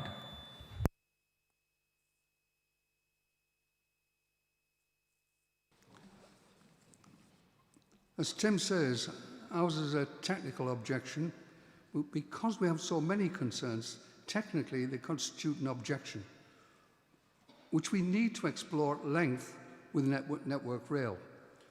We want to know in detail how many trees will be affected. There's reference to 1,000, and the remediation measures which were intended. 1,000, it's massive. What will be the impact on the community? There'll be a major effect on the highway network, which is our responsibility. There'll be a huge impact on Dewsbury Riverside, our largest housing site. For these reasons and concerns, the whole operation of delivery should be jointly managed to safeguard the public and their interests. The Department of Transport have behaved appallingly on this. They should have consulted and done this jointly with Kirklees. The scale of the operation is massive. When they talk about disruption to transparent, we're talking about 30 plus weeks. Now that might be extended over a long period of time, but it's a long time to disrupt. So, and it's necessary to do. We're absolutely 100% about the proposal, but the way it's done is crucially important to Kirklees. The management of this is going to be extremely difficult from the point of view of our highways, and there should have been total collaboration with Kirklees to make this effective. I would hope in the future, because of our notional objection, that interaction will take place to the benefit of our people. So, very much welcome the development, but hugely apprehensive that if it's not dealt with properly, that something will be imposed on it. The government's been iffing, toing and froing about this for 10 years. 10 years ago, it was talking about what it was going to do. Then it changed its mind, it changed its mind again. 5 times it's changed its mind about the scale of operation. Clearly they are going ahead, which we massively welcome. But it's crucial that the way they do it is worked in collaboration with Kirklees. Thank you, Mr. Mayor. Thank you, Councillor McBride. Councillor Lawson.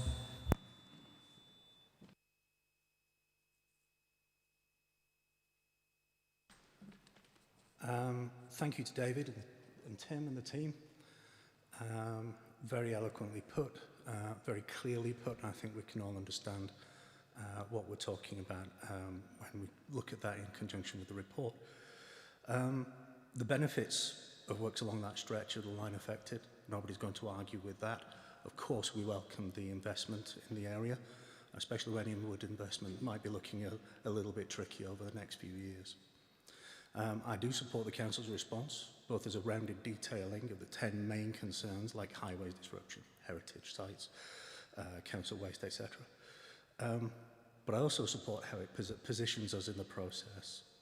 So as with a lot of large organisations that undertake large projects, they usually want things done their way and yesterday. It's not particularly because they're rapacious or greedy, it's just the nature of the beast, it's just what they do.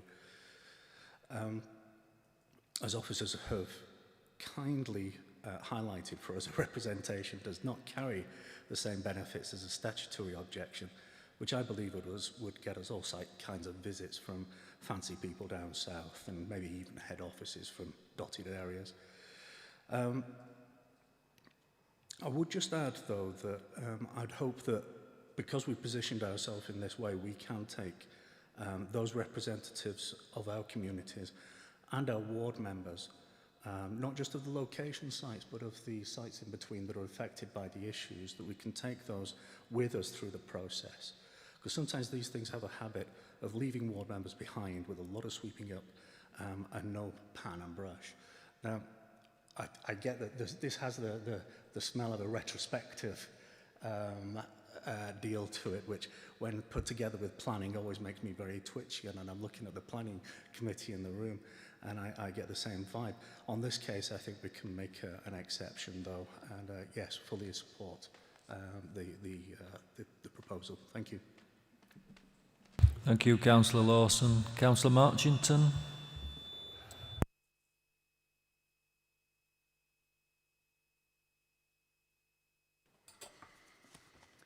Thank you, Mayor. It's really good that this has come to full council. I think the intention is that we get broad support for the course of action proposed by officers in this respect.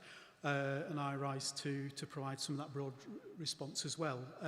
This particular project does not run through my ward. I'm looking forward to the future projects that will do as Trans-Pennine electrification moves forward. But I recognise the impact for residents in the Goka ward as well as in other parts of Kirklees where the project runs through. It is interesting that this order has been made under the 1972 Local Government Act. That might explain why the lack of understanding about the way things work in local government, and it is not acceptable that these forms of consultation take place when local government elections are taking place. Those of us who've got connected with the Local Government Association, or perhaps even closer contact with the relevant Secretary of States, of all parties, just explain that. When you talk to local government, there's a time to do it. And that would be really helpful. We've earlier on had a bit of a discussion about how planning committees operate in Huddersfield, in Kirklees. And some of us recognise the real benefit of residents being able to engage in the planning process because they live we call them objectors, but they live right next to some of the developments that affect them, and their local understanding of what the implications of what the applications on pieces of paper make is really important. We might not always agree with the representations that they make, but they should aid the decision-making process. And this is an example of how Kirklees is acting as an objector. But it's not because we object to the principle of the development, we really welcome it, but actually that conversation about the detail of this will lead to a better result, a better application going through. That might be through minimising disruption in terms of the traffic where significant work is going to take place. That big, as Tim mentioned, the use of the Emerald Street site for refuse collection for over half of the borough, that's going to be key. And also the environmental impacts. And we, as local people, representing local people, are really well placed to understand those localised impacts. It's good that Network Rail is focused on electrification of the line and the tracking and to get the express routes and the local trains. That's good. That's their job. But it's also our job to maximise the benefits and minimise the disruption that's caused. And that's exactly what we're doing. And this is what this recommendation looks to do. And I and our group are fully supportive of the approach that's been taken and are looking forward to engagement with the ongoing process as the consultations come to fruition, and also really looking forward to the implementations of this part of the project. Thank you. Thank you, Councillor Marchington. Right of reply, Councillor Pandor? No. We'll move to the vote then. Show of hands, I think. This asked me to refresh that was to add the word greenways to the highways disruption. Councillor Bolt, can you move to the microphone, please? Can't hear you. Thank you, Mr Mayor. Yeah, I did ask for some minor drafting amendments to be considered, and I would hope that Councillor Pandor would agree to include the word greenways in the highways disruption, and that if an inquiry is held, officers, members and any legal representatives would be entitled to speak. I hope that will be acceptable, Mr Mayor. Councillor Pandor says yes. Okay, so can we move to the vote now, please? Show of hands. All those in favour? Any against? Any abstentions? That's carried. Thank you very much. There will now be a 10-minute break. Don't all rush. Take your time. Get some fresh air. And I'll see you in 10 minutes.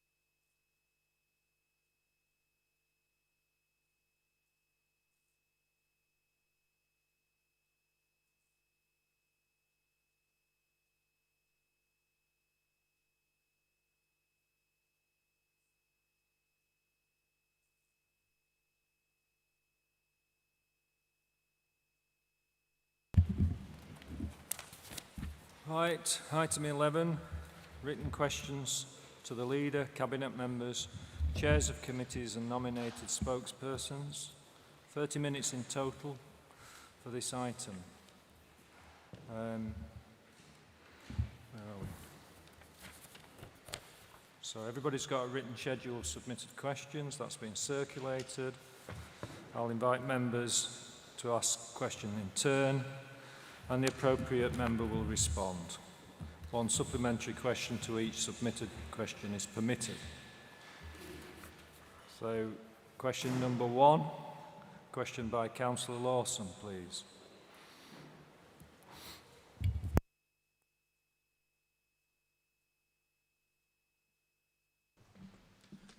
Thank you, Mayor. Shall I remain here because I have the next question as well? Shall I remain here until the questions are exhausted? Seems to make sense. Thank you.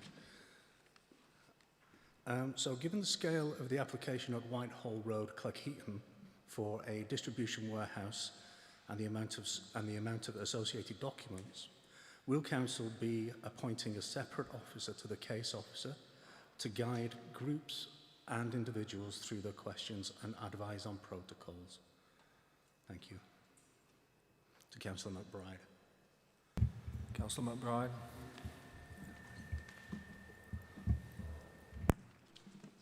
Thank you, Mr. Mayor. Aware of the size and scale and significance of the application, the procedures in place are appropriate to deal with it without further appointments suggested in the question. I don't need to point out that it's not our business, not the business of this council or of any other body other than the Planning Committee to deal with the application. Supplementary.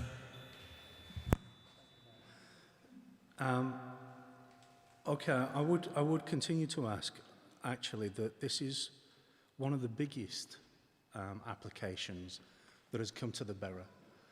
There are 50 plus associated documents, and I just wonder how a member of the public who are going to be impacted mightily by this huge development, how they are supposed to negotiate these documents, and what could you consider putting in place to assist them? Adequate to deal with the problem. And I think your additional concern may relate to the fact you objected to this site being used for this purpose in the first place. I'm not sure that may not be true. I think that's the case. Sorry?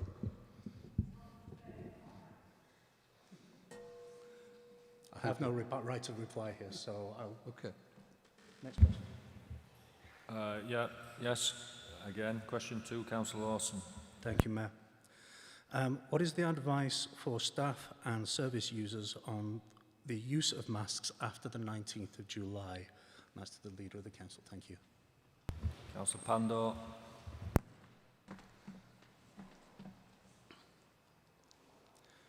Thank you, Councillor Lawson. Excellent question. Just a bit of context, COVID rates are high within Kirklees, but luckily we're not in the top 10, although nationally the rates are getting very high. But one of the comforting factors is that hospitalisation is low, and people who are getting the virus, they're not getting very seriously ill, and the death rate is also very low. So as long as that remains in place, I think we've got a roadmap ahead of us. However, we can't underestimate the scale and the seriousness of the virus. There is a real risk to our staff and the general public at large, especially those who have not been fully vaccinated, either the first vaccine or the second jab of the vaccine, and also with residents, citizens who have underlying health conditions and issues. So that's why this council, I'm sure all the councillors and our exec management team take very, very seriously our duty of care towards our staff and our residents. And that's why it's very, very important that we exercise caution, we continue to be kind with each other and safeguard ourselves, and whatever we do, we make sure that we understand how that impacts on other people as we go about our normal lives, as normal as they can be. So in the coming months, it's going to be very, very testing. I know that talking to many of yourselves and many residents, especially on the back of 19th of July, there are mixed feelings, and I understand that, you know, because we are just getting through the pandemic that nobody has seen the like of for many, many, many decades. Infections are still rising, and I think what we need to do is understand how we live with COVID. For the staff and service users, we strongly recommend that we keep to the rules around space, make sure you social distance yourselves, keep on covering your faces with masks, and also to make sure that we wash our hands on a regular basis. And that's why you've seen throughout this building there are sanitizers everywhere. So the advice to our staff will be to keep on wearing the masks, and the public at large, my advice would be to carry on doing the same thing. But just on a final closing remark, that throughout the last 15 months, I think we've shown real strong community spirit and real strong leadership across the council, be us that sit on the Outbreak Control Board on a cross-party basis with 4 our MPs who are again from different parties, but at the same time the leadership that's been shown within our communities, within the voluntary community sector, and through you as councillors. And as long as we keep on doing that, I'm optimistic. But having said that, we can't get our eye off the ball. So thank you, John, for that question. Excellent question. I'm assuming you've got a supplementary. Yep, thank you. So what I'm particularly interested in is I heard a radio programme last week which was of a leukemia sufferer, a form of leukemia, which meant that he'd had double jabs, but did not retain the full effect of those jabs in terms of protection from the virus, and was facing his own private lockdown when everybody else took their masks off.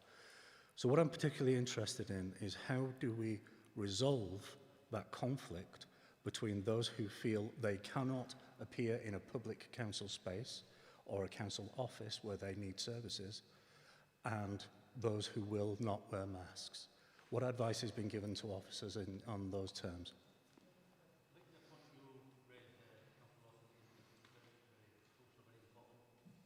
An example of the kind of issue that we'll be facing. There is some guidance that's going to be released yesterday at the Outbreak Control Board. John, you were there. Rachel, she's going through with a fine-tooth comb the guidance that will be released. I'm hoping just before the 19th of July. And what we will need to do is we will need to make sure that, my understanding reading the guidance and various documents that are coming out, is there will be some kind of measures that will be implemented and put in place for people who are, inverted commas, shielding. And I suspect that there'll be many of our staff who will fall in that category. But we will need to go through with a fine-tooth comb what the details are regarding that guidance that comes out from Public Health England and the joint centre that's been established by the government. But there's still a lot more work to do, and we are not out of the woods yet. Although the light at the end of the tunnel might be there, which is good news, we need to exercise caution, and there's a lot of detail to work up in terms of what we need to do, both as an employer, a responsible employer, who we have a duty of care to our staff, but also we have a duty of care to our residents, and hopefully with the Outbreak Control Board working in collaboration, in unison, we'll get that detail out there, John. Thanks. Thank you, Matt. Thank you. Question 3, question by Councillor Munro to Councillor McBride.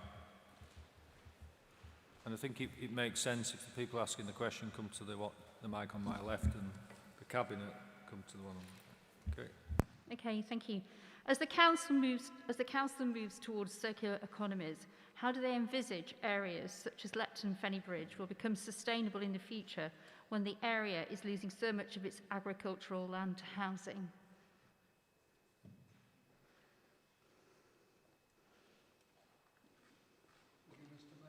The question suggests that the housing allocation renders Lepton and Fenny Bridge unsustainable as communities. Clearly, this isn't the case. Had it been, the inspector who approved the local plan would have challenged and eradicated the allocation. She did not. The fact that we allege that a housing allocation makes the rest of the area unsustainable has no basis in fact. It's simply a wild allegation that says the objector doesn't like it. Thank you. I have a supplementary, please.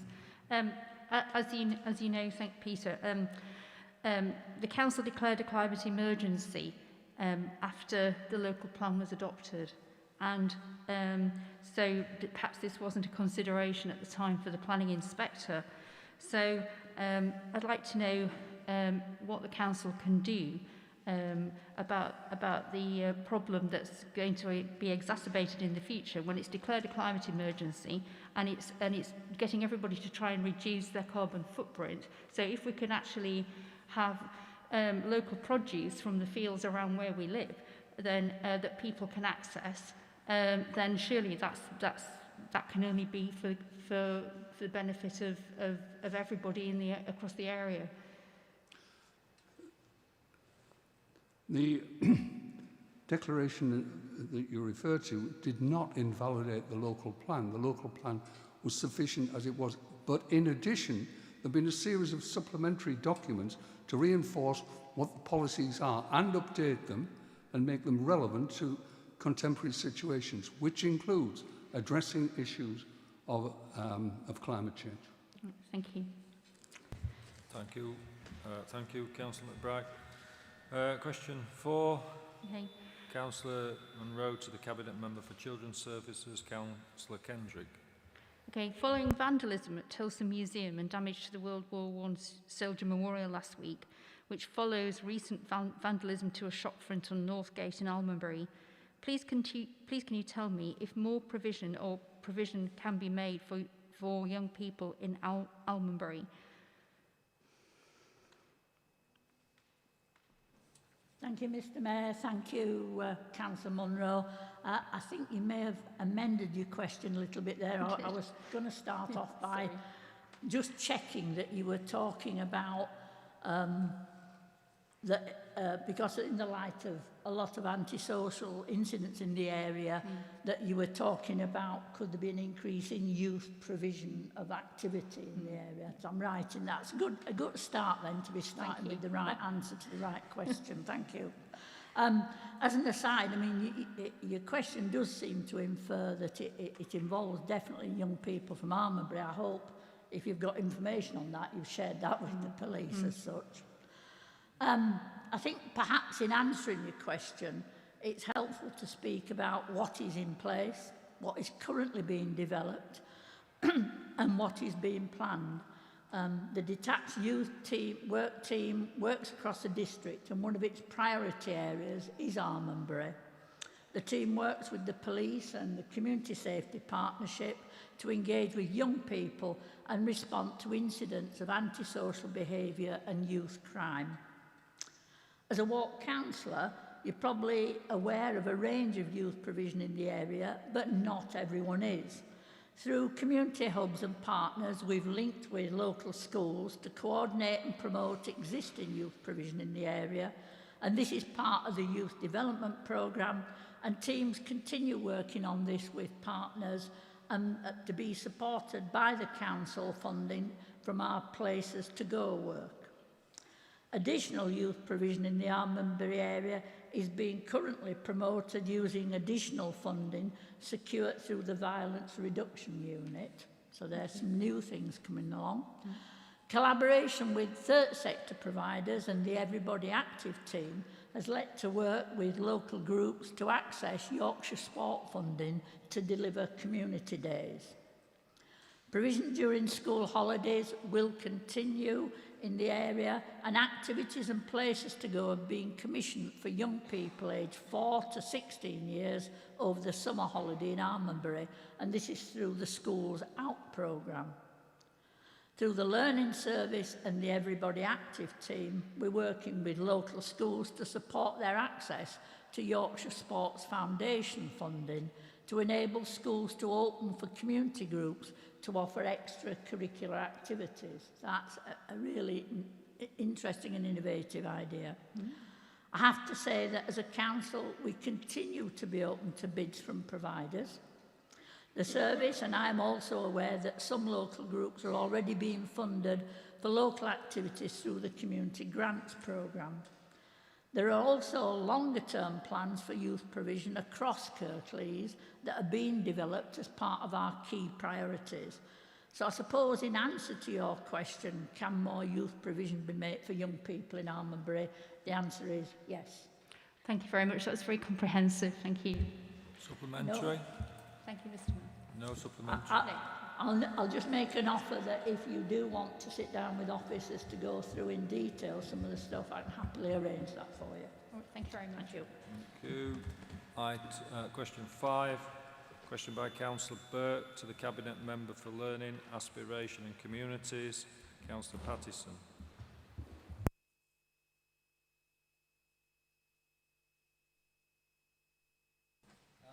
The Inspector has warned that the rise in homeschooling during the coronavirus pandemic could seriously derail efforts to catch up on children's missed education.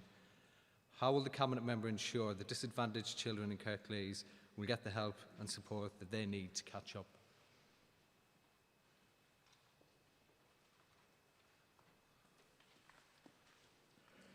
Councillor Burke, for your question. I'm just a little bit confused by the first sentence as to whether you're talking about the number of children who've had to be schooled at home because of lockdown or because of self-isolation, or if you're talking about elective home schooling. So I will address both, if I may. There has been, in terms of elective home education, a small rise in the numbers of children who have their parents or carers have chosen to electively homeschool them.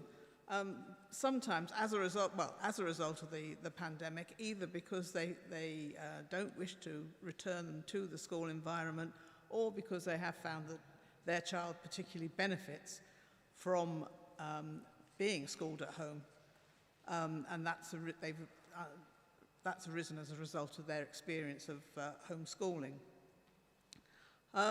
Those children are not to be necessarily assumed to be disadvantaged, though, I would have to say. There are all sorts of reasons why children are homeschooled by their parents, by their carers, and it's not necessarily one of disadvantage. I will say, though, in terms of disadvantaged children, the numbers, obviously, of disadvantaged children have risen significantly during the pandemic. That's measured by free school meals, or the number of free school meals, and that has gone up by about in primary school kids by about 2.5%, for instance, from 20% to 22.5%.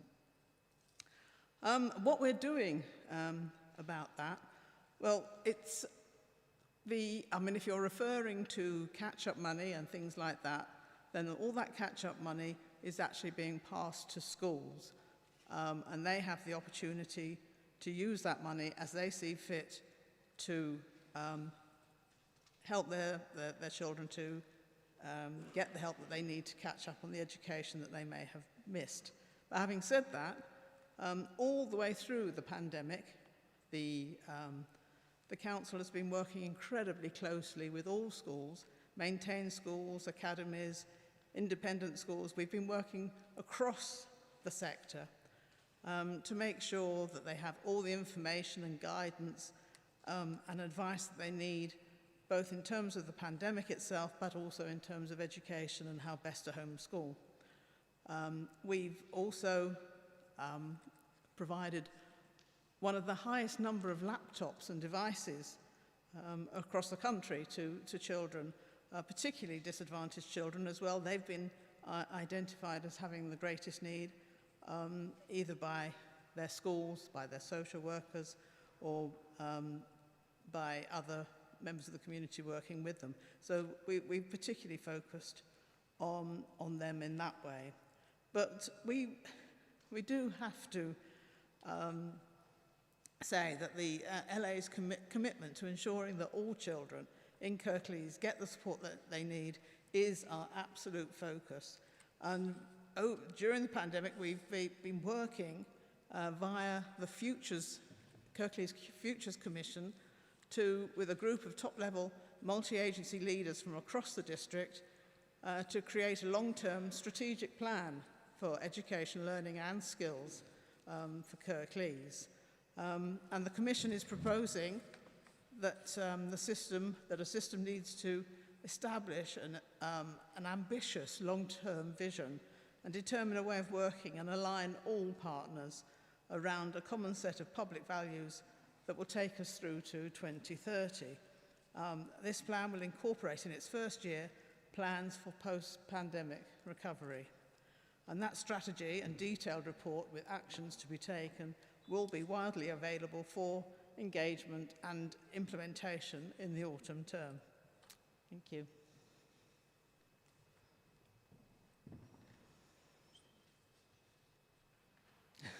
So you only have 5 minutes to reply, so you've got 10 seconds. Is that it? Have you finished? That's it, yes, that's it, yeah. Excellent. A supplementary then.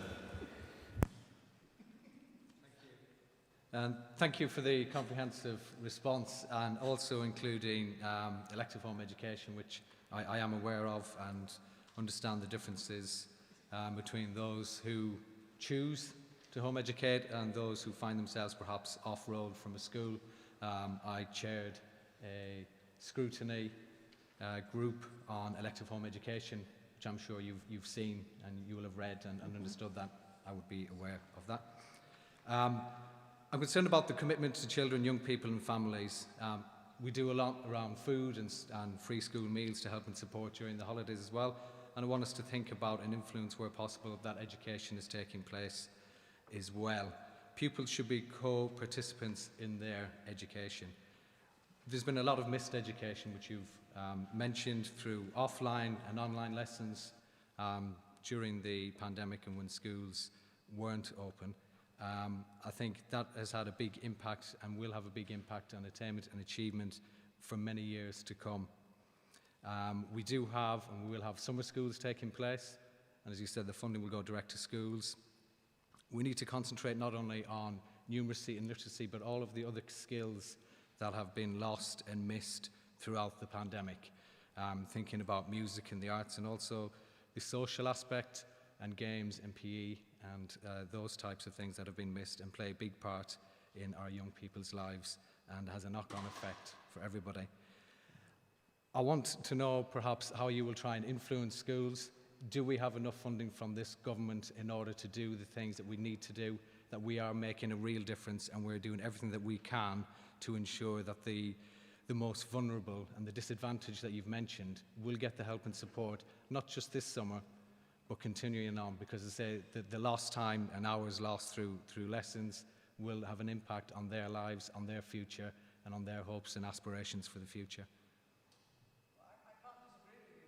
Yes, the effect of the pandemic will be quite significant for many children for a long time to come, if only because for the last couple of years they won't have received exam results or GCSEs or SATs results even. But I mean, but besides that, yes, there will be, some children will find that missed education will continue or will have an effect for many years to come and into when they're looking for jobs even. As far as we as an authority haven't got the money, but it isn't enough. I mean, I will have to say that. I mean, I think it's something like £15 per student, and that's never going to be enough. And nor is it going to be enough to provide the wide variety of different catch-up education that different children will need. I have to say some children won't need it at all. Some have actually blossomed during homeschooling and they've loved it, and it's done them really good to be working at home and perhaps having the attention of their parents. But others haven't been so lucky, and they have missed out on vital skills like reading and writing, and it will take a lot of one-to-one education. I mean, we have been working very closely with all our head teachers, I say, right across the school community in Kirklees, And to be honest, the one thing they tell us that will make the difference is not catch-up money. It is money for more staff to provide smaller classes in their schools. They are not in favour of mentoring. They're not in favour of summer holiday schemes particularly. They want to see the resources to provide decent education for all children throughout the year and in years to come. And unfortunately, that is sorely missing at the moment. Thank you.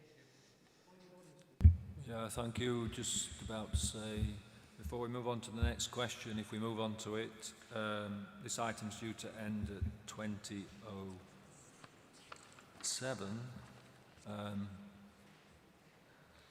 You can have written answers to questions if you so desire. Councillor Hall.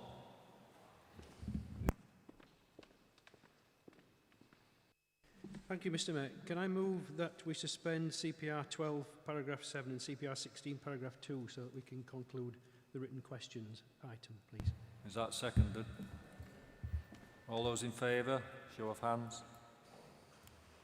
All those against? That's carried. So we'll carry on to the completion. Right. Question 6, Councillor Burke. To the Cabinet Member for Housing and Democracy, Councillor Scott. Thank you, Mr. Mayor. Please, can the Cabinet Member provide an update on the integration of K&H into the Council has improved, joined up working between homes and neighbourhoods and other Council departments and services?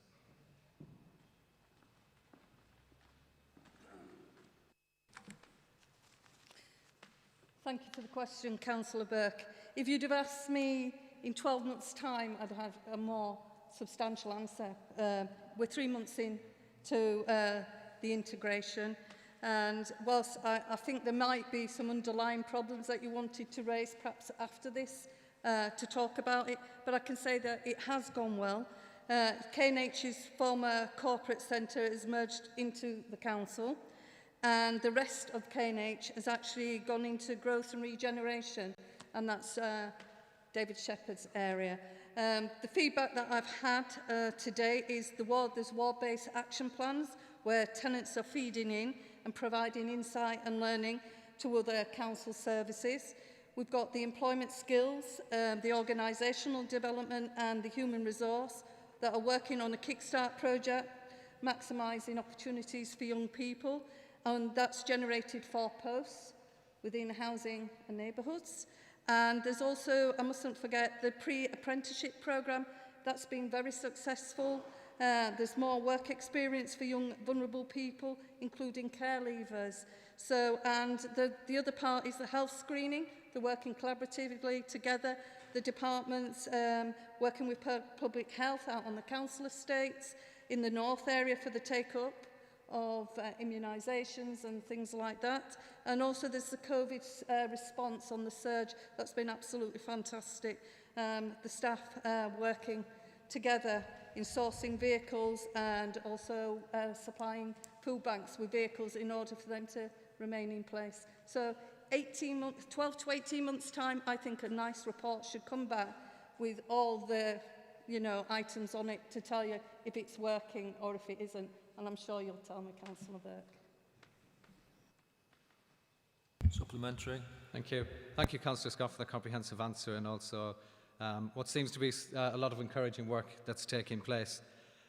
Yes, 3 months, but I'm sure staff and colleagues were aware before that 3-month period that this was coming and this was coming up and they should be prepared and perhaps have an understanding about how things would change and how this would benefit all of the departments within the council and also our communities and also tenants and residents of K&H properties, how they could see a change for them, a real change of how things are joined up and working better. And I suppose that's what I was looking for. It's certainly not what I've heard from residents who've had issues, and I know myself and Councillor Smith having to deal with problems.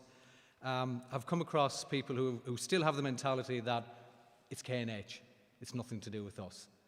And passing the buck, as it were, which we've seen for many, many years. And I kind of hoped, I suppose, to have seen a better start to that over the last 3 months where people would have owned up and taken ownership of things and said, you know what, yes, we can deal with that, and we'll see how we can work best to achieve the best outcomes we can, both for the elected members who have brought those queries and questions that are concerning residents. Notwithstanding that some of the officers, and in highways in particular, and we have seen some good progress where we have highlighted this and brought that to their attention.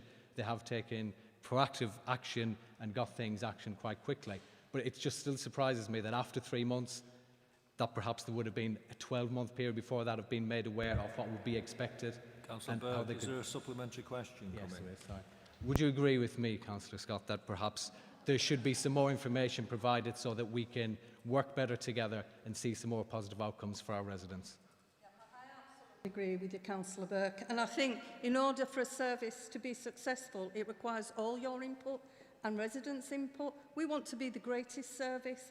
So if you are having issues, just let me know. I'll have a Teams meeting, ring me up, and then we can filter it through, because what we want is the best for our tenants out there, and also staff. Question 7 then, Councillor Burke to Councillor Scott. Thank you. What progress has been made with the Council's promise to improve tenant engagement and ensure the tenant's voice is heard in decision-making following the integration of K&H into the Council? And I know you've touched on some of this in your previous response, but I'm happy for you to continue. Thank you. You're That's welcome. really kind. Okay, so as I said, early days, but the tenant's voice is the most important thing that we have. So there are 3 strands to this. Cabinet decision to bring K&H in-house, Cabinet's decision on the high-rise safety, and the new Housing Advisory Board. That is all tenant participation. So last summer there was a tenant consultation. It demonstrated the strengthening of the tenant's voice by 11%. We used to have people coming back and it was about a 70% response. So the surveys have actually increased. We've provided a blueprint on the high-rise consultation. We had a 74% response rate. So for me, we're doing something right. I'd like it higher, but we're on that journey that the voices are being heard. Tenants' voices informing ward-based action plans to get involved, and I'm hoping we can carry on rolling that out. And we also have 6 tenant members on a board of 12 of the newly created Housing Advisory Board. So that's something good, and they've got the interest of the tenants and their voice as well feeding into it. So I hope that's okay for you. Is there a supplementary question, Councillor Burke? Thank you, Councillor Scott, for that response, and it is encouraging to know that more is happening. I think perhaps a refresh for those new tenants and perhaps existing tenants who have seen a decline, I suppose, over years of how it works and how they can get involved will be helpful, because I certainly know of residents that have contacted myself and my colleague Councillor Smith with concerns, having not got anywhere through the channel that they were advised to go through. Some of the issues lie with tenants who leave the property and then have a friend or a family member living there.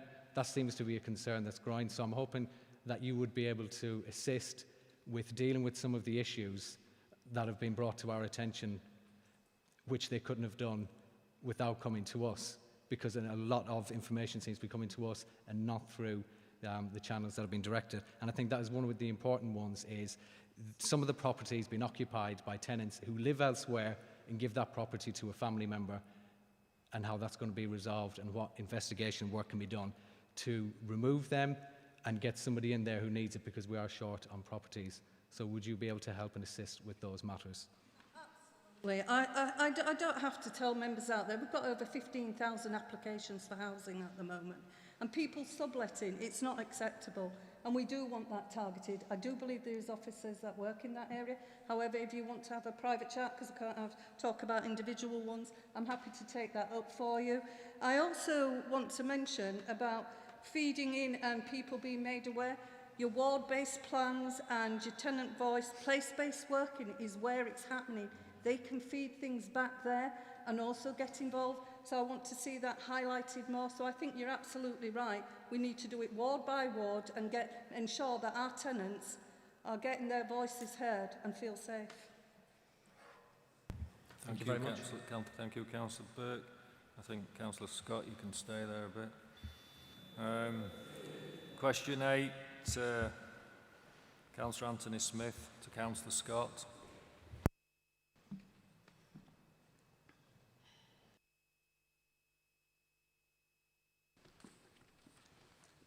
Thank you, Mr. Mayor.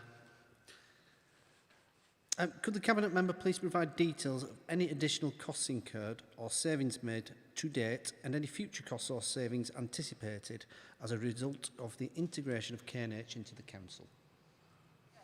Thank you, Councillor Smith. The integration of K&H into the Council was not a cost-saving exercise, and the transfer, including the branding, has been managed by in-house staff, so there was no additional cost. So we are rolling out the branding, which is being undertaken in a measured way, and we'll be using an as and when approach, particularly on vehicle liveries. When we're ordering new, that's when the actual branding will be changed. Okay? Supplementary, please. Thank you. Okay, so thoughts in my mind, and I think many other people's minds, is there's got to be some cost associated somewhere, whether it's rebranding uniforms, stationery, legal costs, TUPE costs. Are we saying that the exercise has been completely cost neutral, or is it the case that perhaps there's been some cost absorbed into other departments in the council? Thank you. That's an ideal question. 3 months in, I don't have that answer, and I'm not going to sit here and tell you that. We'll complete all within 18 months. We anticipate changing the branding and things like that. I do think in that period of time we should come back and reflect on what we've done, what's gone well and what isn't. So yeah, I do hear you, but if I do get that figure, I'll ensure it does come round and circulated. Thank you. Question 9, Councillor Anthony Smith to Councillor Scott. Yeah, Councillor Scott, again, if you could outline what impact, if any, there has been on staff retention following the integration of K&H into the council? Exciting bit. I really like to answer this one for you, Councillor Smith, because as you know, it's still a bit too early in the transfer, but what I can actually give you in the first quarter from 21-22, we've had 17 new starters, which is absolutely fabulous. We've had 5 leavers, but not leaving under any bad reason. We've got somebody that was an apprentice that's gone on to a new job. We've also got an asset manager that's moved on to another thing, and there's retirement. So I think overall we've done exceptionally well. Thank you, Councillor Scott. That's very reassuring. Could you just enlighten us as to what any immediate or future plans may be for strengthening the teams or reshaping the numbers? In all areas, it'll be based on as we need it. We're actually redeploying some members of staff because we're requiring them in there helping with the COVID and different things like that. Also, we've got the council inquiry system. We've had to redeploy some staff in there. We're actually employing new staff in that area. So them figures, I'll get them for you. I'll actually email them all to you, but for now, I don't have them. So, okay? Thank you. Thank you, councillors.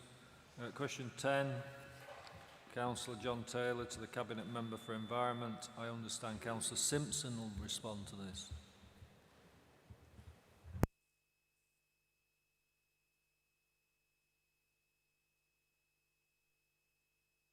Thank you, Mr. Mayor. Simple one, really. When will the weekend nighttime noise nuisance service resume?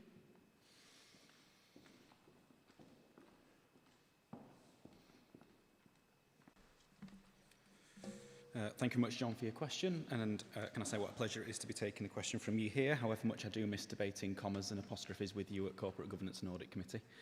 The nighttime noise nuisance service will resume on the Friday the 23rd of July, so a week on Friday, and will operate until the end of September.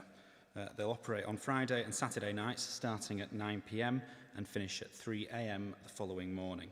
Officers will respond to complaints of noise that are occurring at the time, including those that may be a one-off problem, such as parties, alarms, etc., as well as those that are ongoing noise complaints that are already being investigated by the Pollution and Noise team.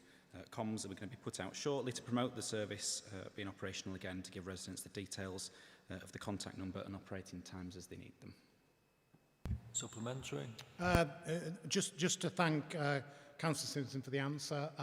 It's interesting when you put these questions in, suddenly you find out that things are restarting. I'll leave it at that. Thank you very much. Thank you. Question 8. Question by Councillor John Taylor, to the Cabinet Member for Learning, Aspiration and Communities, Councillor Pattison.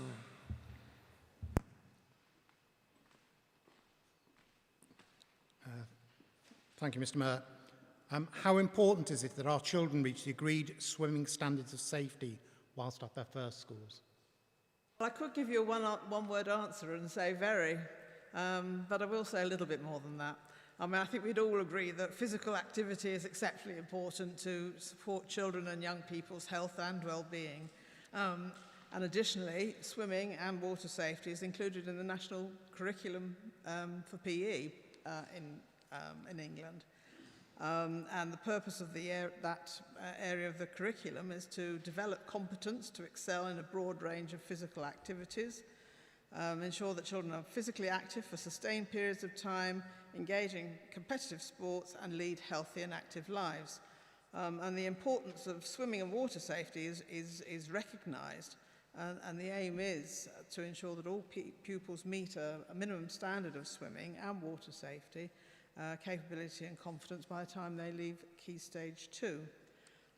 That means that every 11-year-old should leave primary school with the skills to keep themselves safe whilst enjoying swimming with friends and family. And of course in your area, where there are middle schools, that does apply to middle schools as well. Supplementary. Yeah, can I thank Councillor Pattison for her more extensive answer.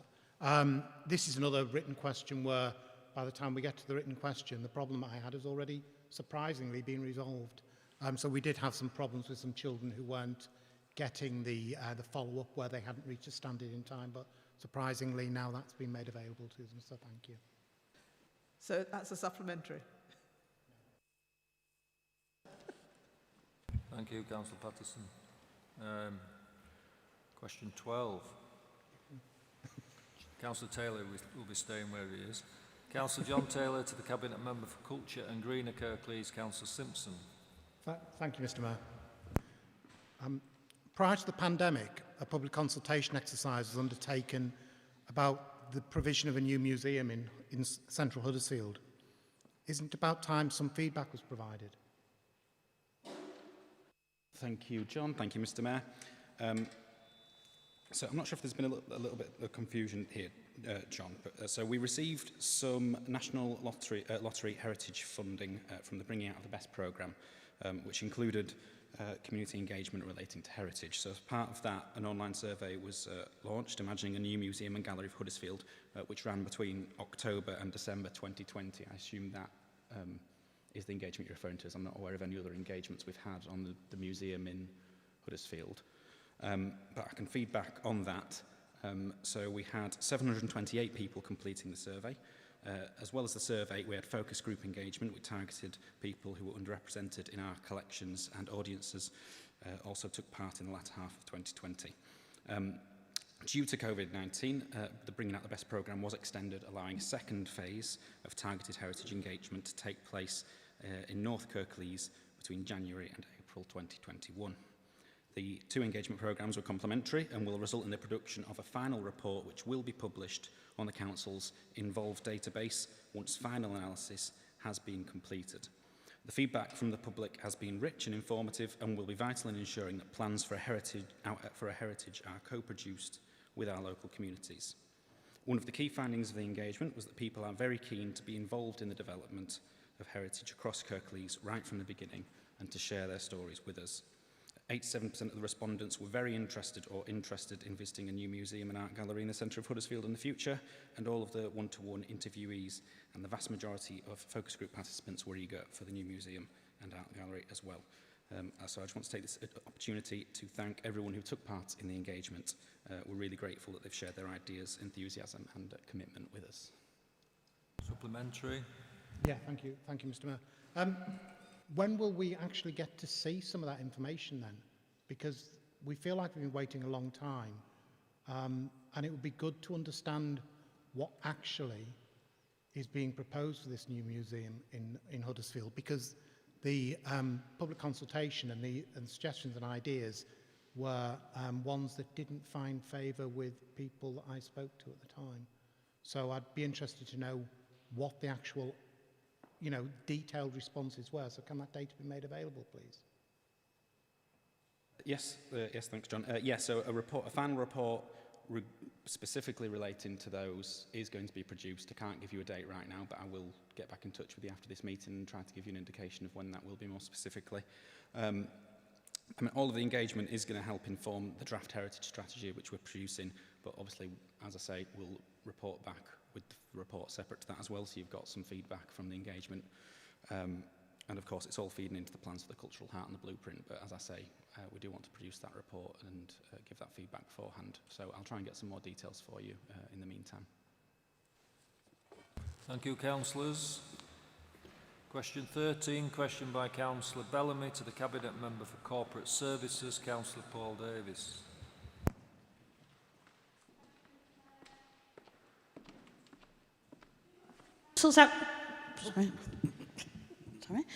Do you think the Council's administration of the Government COVID Business Grant Scheme was executed correctly and that the monies were allocated to the correct businesses? In short, yes. Supplementary. Right, thank you. Yes, well, can I then request that at some stage that you may share a report with this council that will explain to business owners and franchise owners that have comparable businesses with other council areas, for example, Oldham, Calderdale, Barnsley, on why they didn't get a business grant when those in them other areas did. I certainly can get more detail. I can give you a little overview. As a council, we've been extremely successful in this. We're actually in the top 5% nationally out of 314 councils in terms of scale of business grants distributed to eligible businesses. So that means we've delivered 174 million business grants to date with about 11,000 local businesses and involving something like 26,000 individual payments processed, all in just over 15 months. I think the team that's done this has been amazing. I think we should be congratulating them for their dedication, commitment and the effort through this time. I'm very happy to provide more detail, Councillor Bellamy, on that, but I really do think as a council we've done a very good job. If there is anybody that has been missed, then by all means please address that to me. I'd be more than happy to follow up. Okay. Thank you. Thank you, Councillor. Question 14, Councillor Bellamy to the Cabinet Member for Environment, Councillor Mather. Thank you, Mr Mayor. How many bin collections have been missed due to access issues during the period of the COVID restrictions?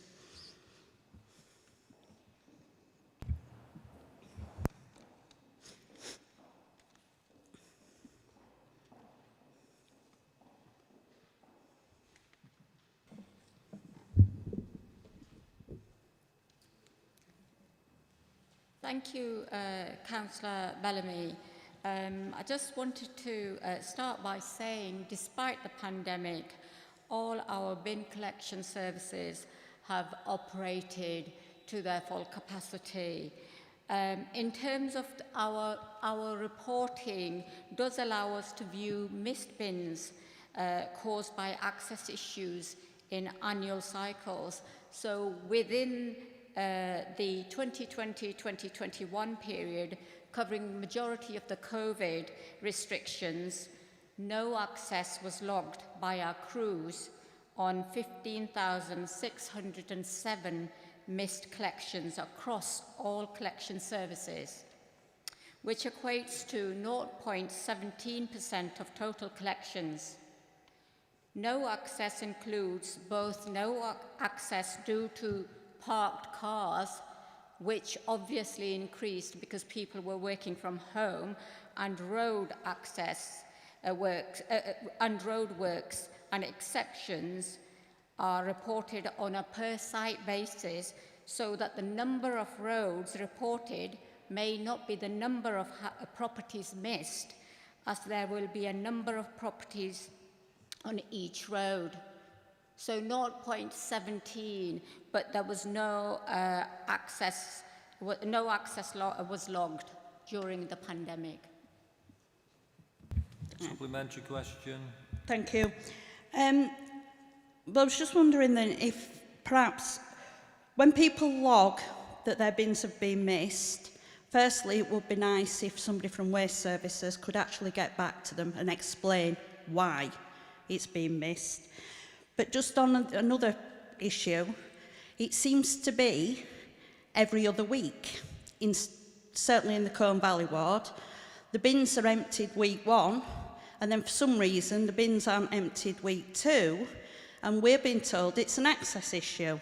There's no more parked cars, the road isn't any narrower. So... Okay. So, can I just explain? We have a service which is staffed by people, not robots, and it is a service that every household gets. So things do get missed, they get reported, and they are taken away. Now, in terms of access, it's not just what you see. There's access in terms of roadworks, there's access. You don't know, a visitor came, dropped their car off right in the middle of the road, and the wagon can't get to it. So they can't do anything at that time. They have to complete the round, go back and collect. So what I'm saying is it does happen, but we rectify it. So if things are persistently happening, you need to get in touch with me and talk to me, Councillor Bellamy. Thank you. Thank you. Question 15. Councillor McGuinn to the Cabinet Member for Environment, Councillor Mather.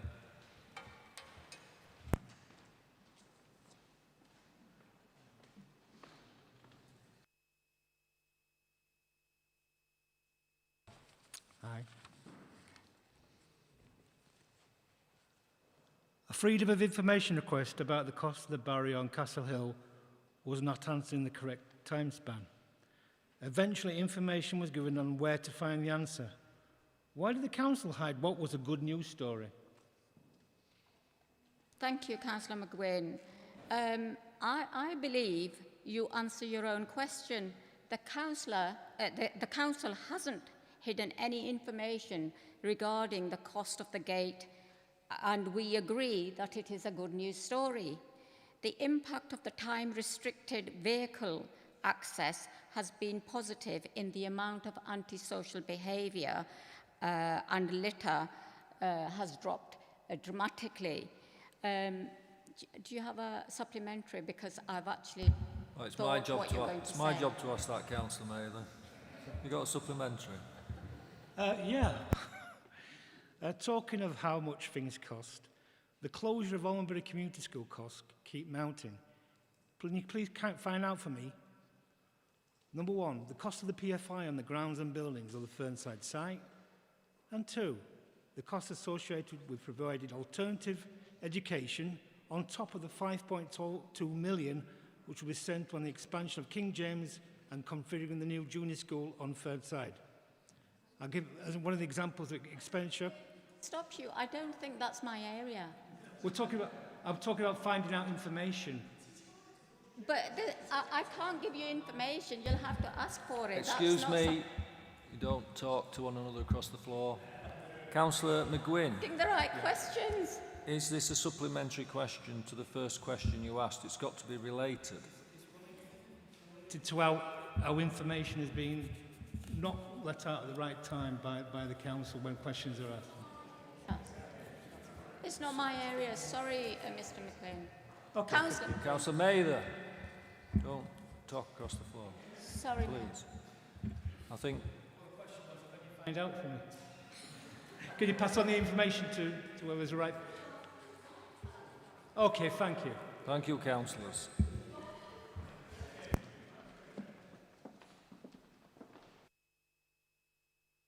Nope. Question 16. I'm losing the plot now. Councillor 16. Question 16. Councillor Gregg to the Leader of the Council, Councillor Pandor. Thank you, Mr. Mayor. Does the Leader of the Council agree that this Council should do everything it can to support, sustain and promote our vibrant town centres?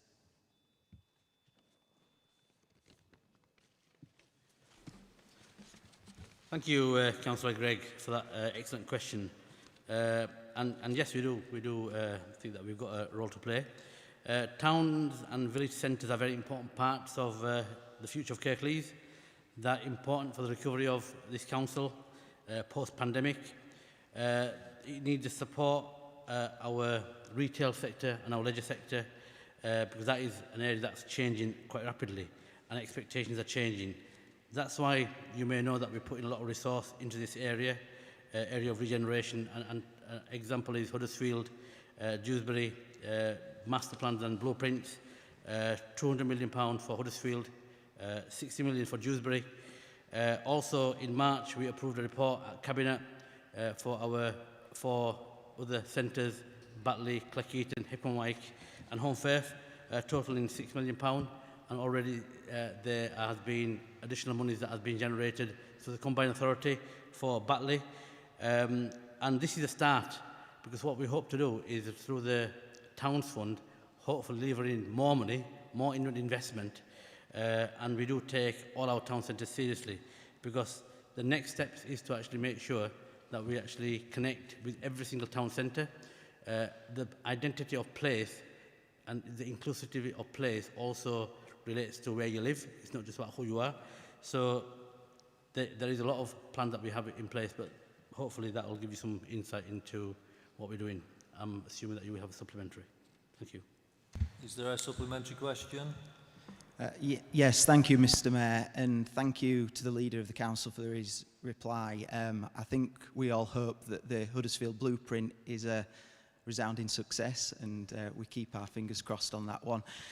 In terms of a supplementary question, could the Leader of the Council tell me, in line with obviously his passion for our town centres, why the Council seemingly are dissuading people from coming into the town centres, as exampled in Huddersfield, where we've seen car parking, on-street parking stripped out of the town centre, pay and display on Market Street, Byram Street, John Williams Street and Cloth Hall Street. And would the Council Leader consider reversing that policy? I'm not sure I recognise what you're saying, although I understand what you're saying in terms of dissuading.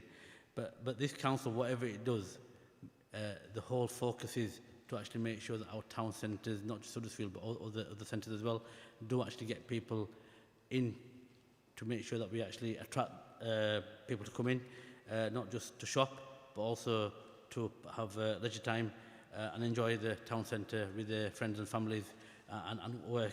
So I'd be interested to have a talk with you afterwards, because obviously what you're saying to me is not what we should be doing. So is it all right if I make contact with you afterwards? Great, thanks. Thank you.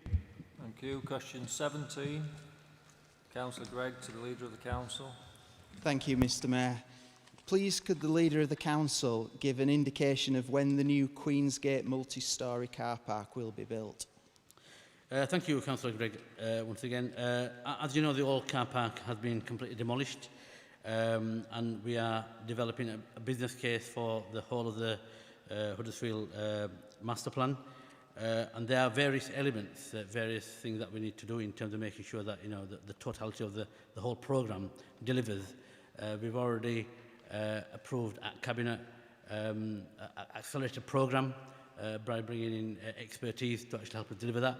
Once timescales are set for individual projects within that programme, and once a project plan has been developed, I will make sure that it's communicated to everybody. But at this moment in time, we don't have that detail developed yet, but we will get that detail developed, and we will make sure it's passed on, not just to yourself, Councillor Gregg, but to every single councillor in this chamber. Is there a supplementary? Thank you, Mr. Mayor, and thank you to the Leader of the Council. We look forward to hearing that news. In terms of when the car park is built, would the Council Leader agree that we can't have a situation whereby we're dissuading people from staying in the town centre? And would he consider having it as pay on exit? So if people unexpectedly stay longer than they anticipated in the town centre, they're not being punished? Yeah, absolutely. Modern technology, modern car parks do operate that way. Once you enter, you get your vehicle registration number clocked, and it identifies your car, and as you leave, it will then charge you appropriately from when you enter to when you exit, and that is something that we need to fully embrace. Whatever the new car park is, we'll make sure that we try and make it as modern and as technologically advanced as possible. But just on a side, whilst the car park is out of action, we are going to put in some temporary parking spaces, because we need to make sure that we actually provide that provision for anybody that wants to visit the town centre. But once again, thank you for your question, Councillor Gregg. Thank you, councillors. Question 18, Councillor David Hall to the Cabinet Member for Environment, Councillor Mather.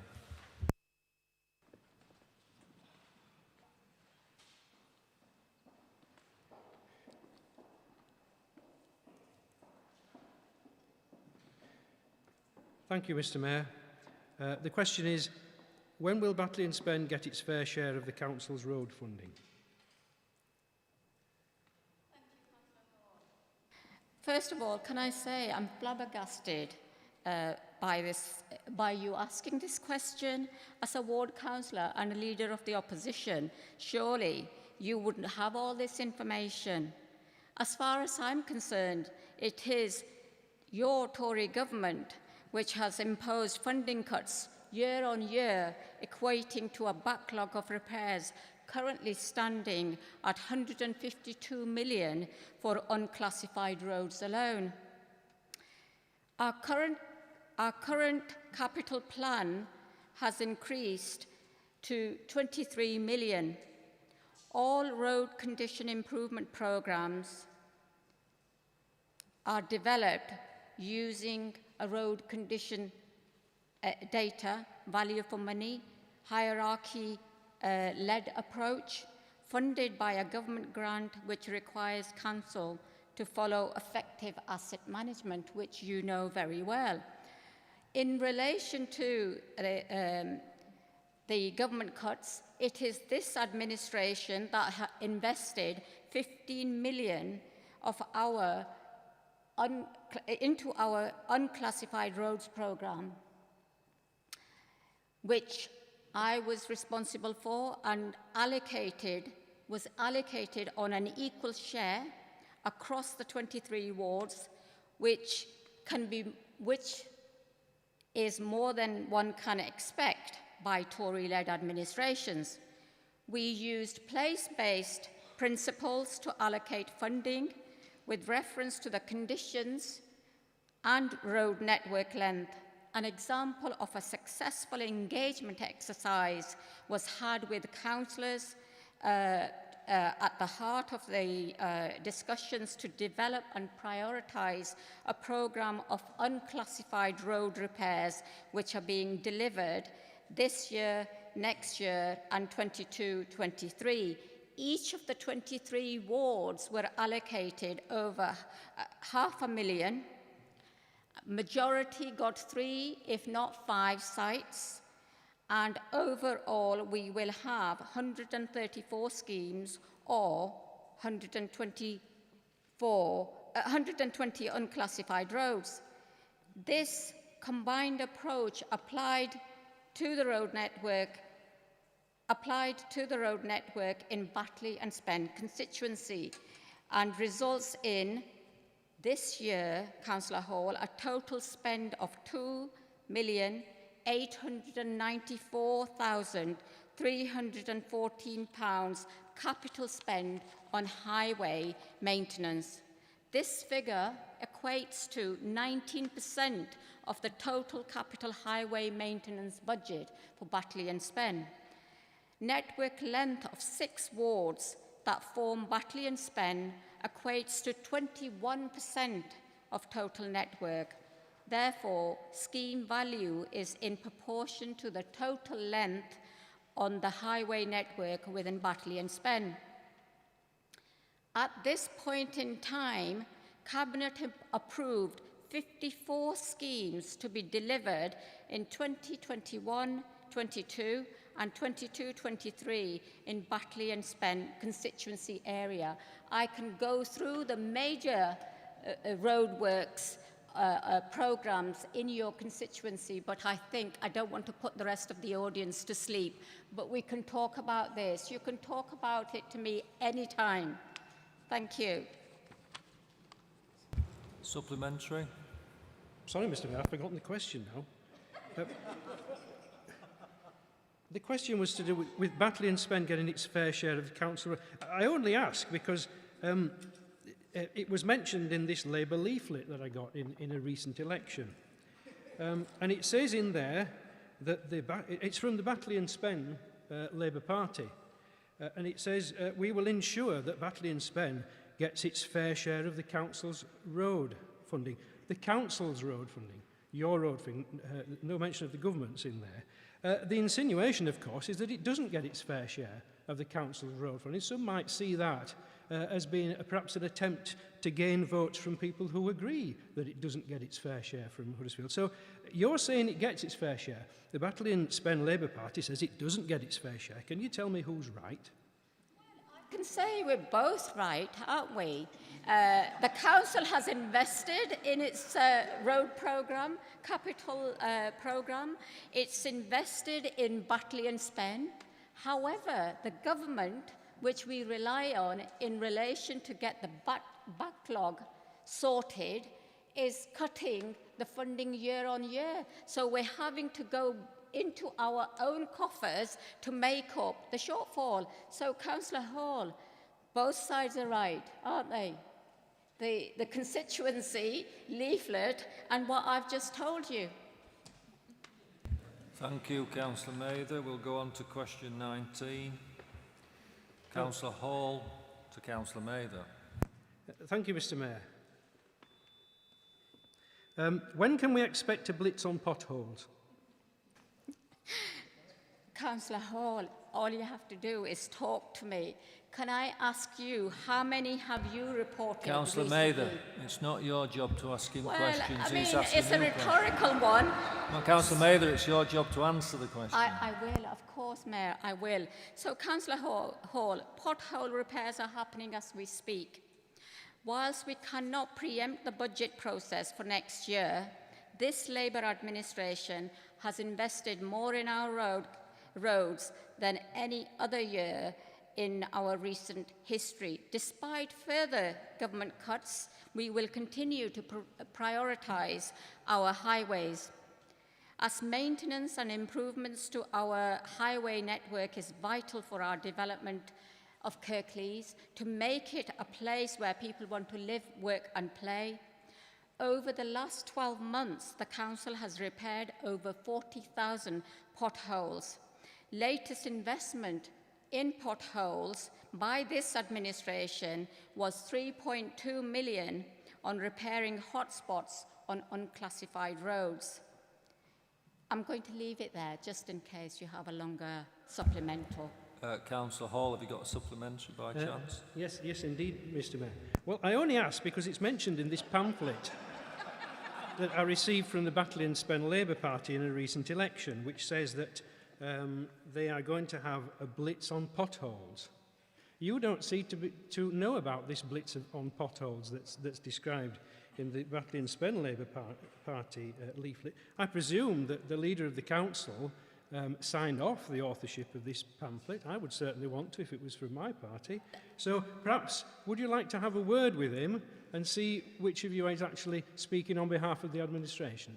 Once again, we actually speak all of the time. We're a very close cabinet and we talk and we share.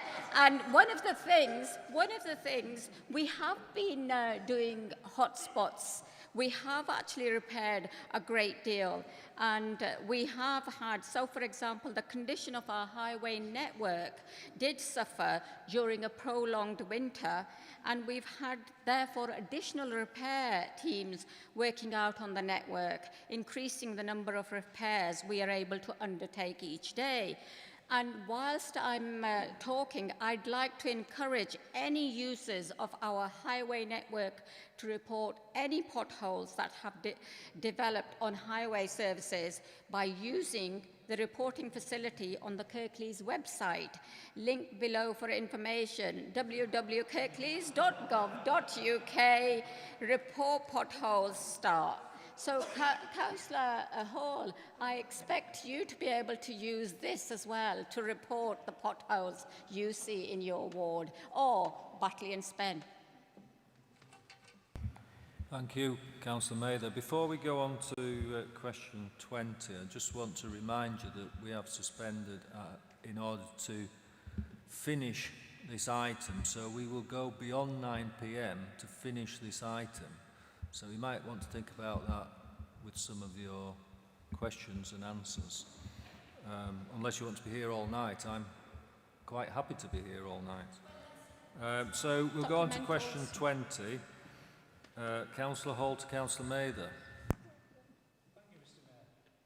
The question is, what will you do to expand and improve the Spen Valley Greenway? And I'll fetch a chair if I may.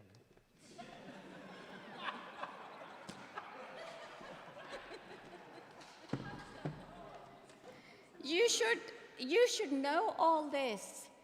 The reason you're asking is maybe the reason I'm volunteering full responses is people listening may not know. So I'm assuming you know all this. So Kirklees Council and the West Yorkshire Combined Authority are proposing a series of transport improvements along the A638 between Dewsbury and Cleckheaton. The scheme aims to promote the increased use of the Spen Valley Greenway. Funded by Leeds City Region Transforming City Funds, the new programme of transport infrastructure.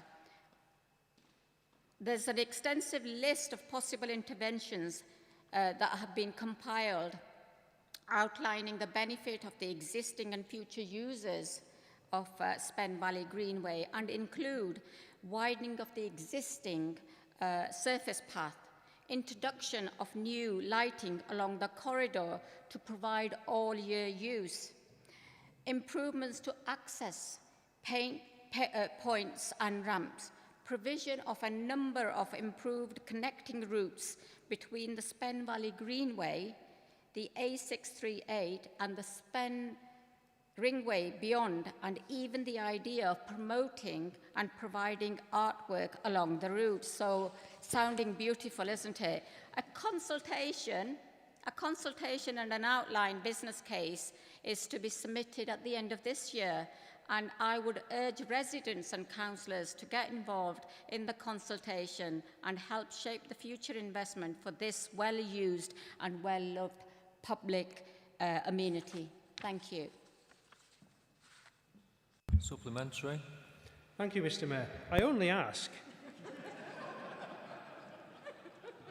It says in here, Batley and Spen Labour Party, we will expand and improve the Spen Valley Greenway, and that's a laudable aim.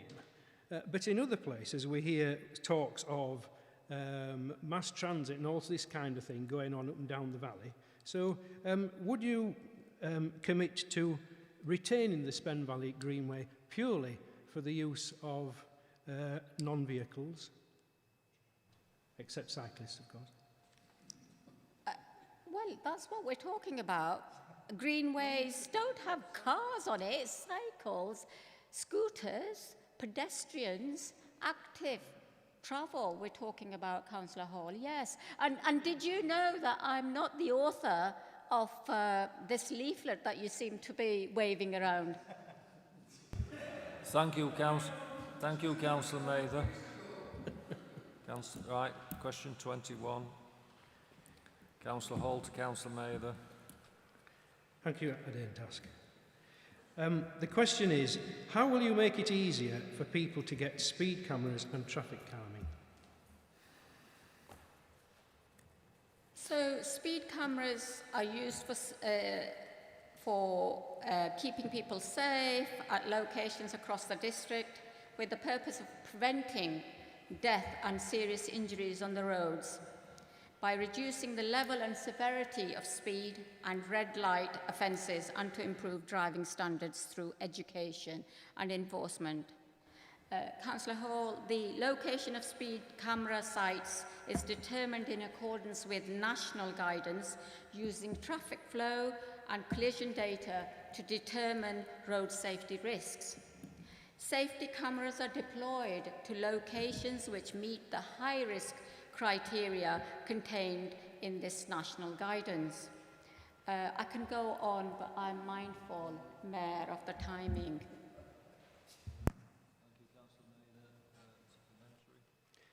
Thank you, Mr Mayor. I only ask because it's in this leaflet I've received from the Batley and Spen Labour Party, which say they will make it easier for people to get speed cameras and traffic calming. Unfortunately, your response seems to say that you're doing as much as you can and you either can't or won't make it easier for people to get speed cameras and traffic calming. I presume that the authors of this pamphlet, who I presume one of which will have been the leader of the council, and if it isn't, it's extraordinary that it's happening on his patch as leader of the council, will know the answer to the question, how can you make it easier? So can you tell me, how are you going to make it easier? I outlined the criteria used for speed cameras. We also continue to look at road safety budgets which are prioritised to traffic calming measures aimed to reduce the number of killed and seriously injured casualties, Councillor Hall. And some of this funding is also allocated to locations where there is a history of slight casualties with the aim of addressing these sites before they become more serious. So what I'm saying is we listen, we use the criteria, and we try and make sure that our residents, pedestrians and drivers feel safe on our highways. Thank you, Councillor Mather. Question 22. Councillor Hall to the Leader of the Council. Thank you, Mr Mayor. The question is, when will the neighbourhood management groups be reconvened? Thank you, Councillor Hall. What I will do is I will pass this question on to my Cabinet Member who is responsible for this area of work, Councillor Carol Patterson. Carol, over to you.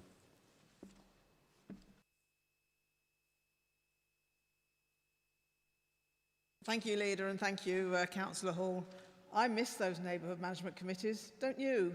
I mean, they were really good. They were really useful. I don't know if they were in that leaflet, by any chance. But I'm pleased to say that we are looking to, next spring, with a new budget, to introduce some new form of neighbourhood management groups.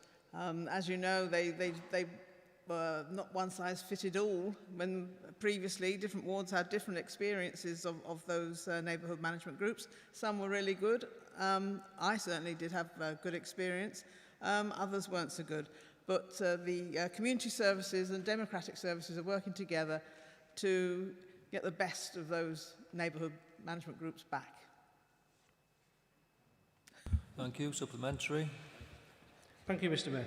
It's good to know that the Batley and Spen Labour Party are making promises to the electorate of things that have already been decided. And could you tell us, if they were so good, why did you scrap them in the first place? Government cuts. We couldn't afford to carry them on. Thank you, councillors. Question 23. I have agreed to ask question 23 and 24 on behalf of Councillor Lukic, who is unable to attend today. So question 23 is Councillor Lukic to the Cabinet Member for Town Centres, Councillor Eric Firth. Why did your administration bring back parking charges in Dewsbury when the town centre is on its knees, and what are your future plans for car parking?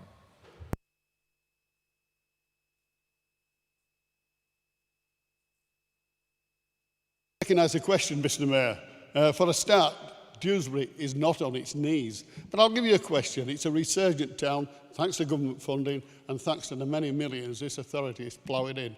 In a few years' time, Dewsbury will be unrecognisable. It'll be thriving. It'll be a wonderful place to visit and shop and live.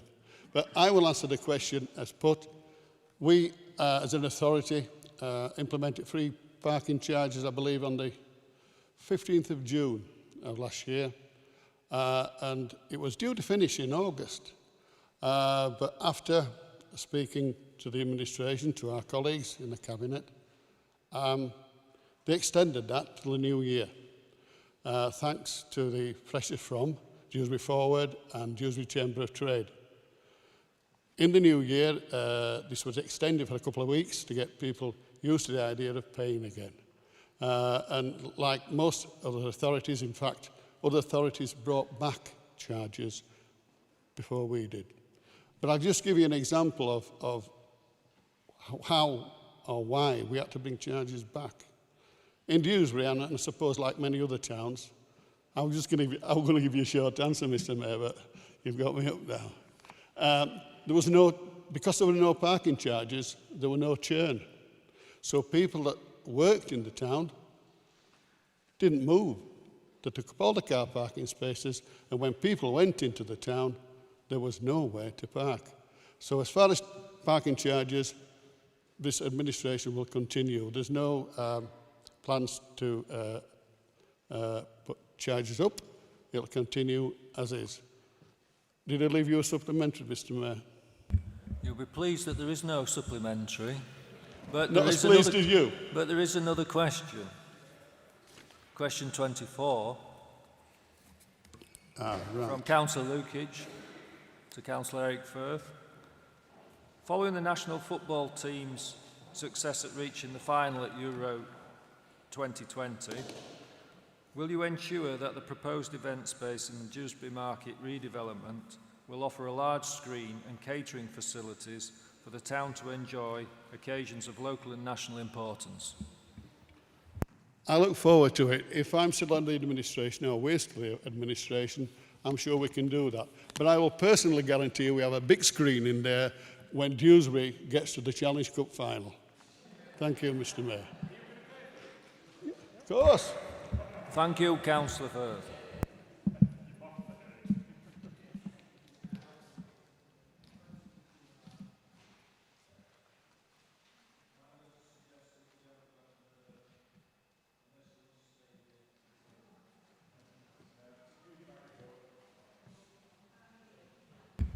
Sorry, I have to press the button here, and there are a few occasions during tonight where I've left it on off, which is probably to your benefit.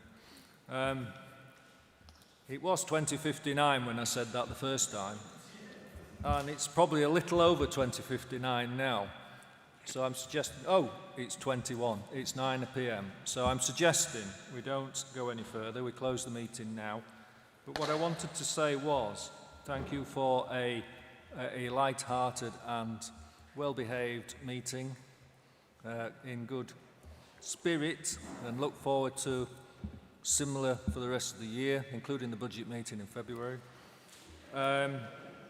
Thank you for your patience and attendance, and thank the support staff for all the work they've done in handing out drinks and looking after you all, and keep safe. Thank you very much.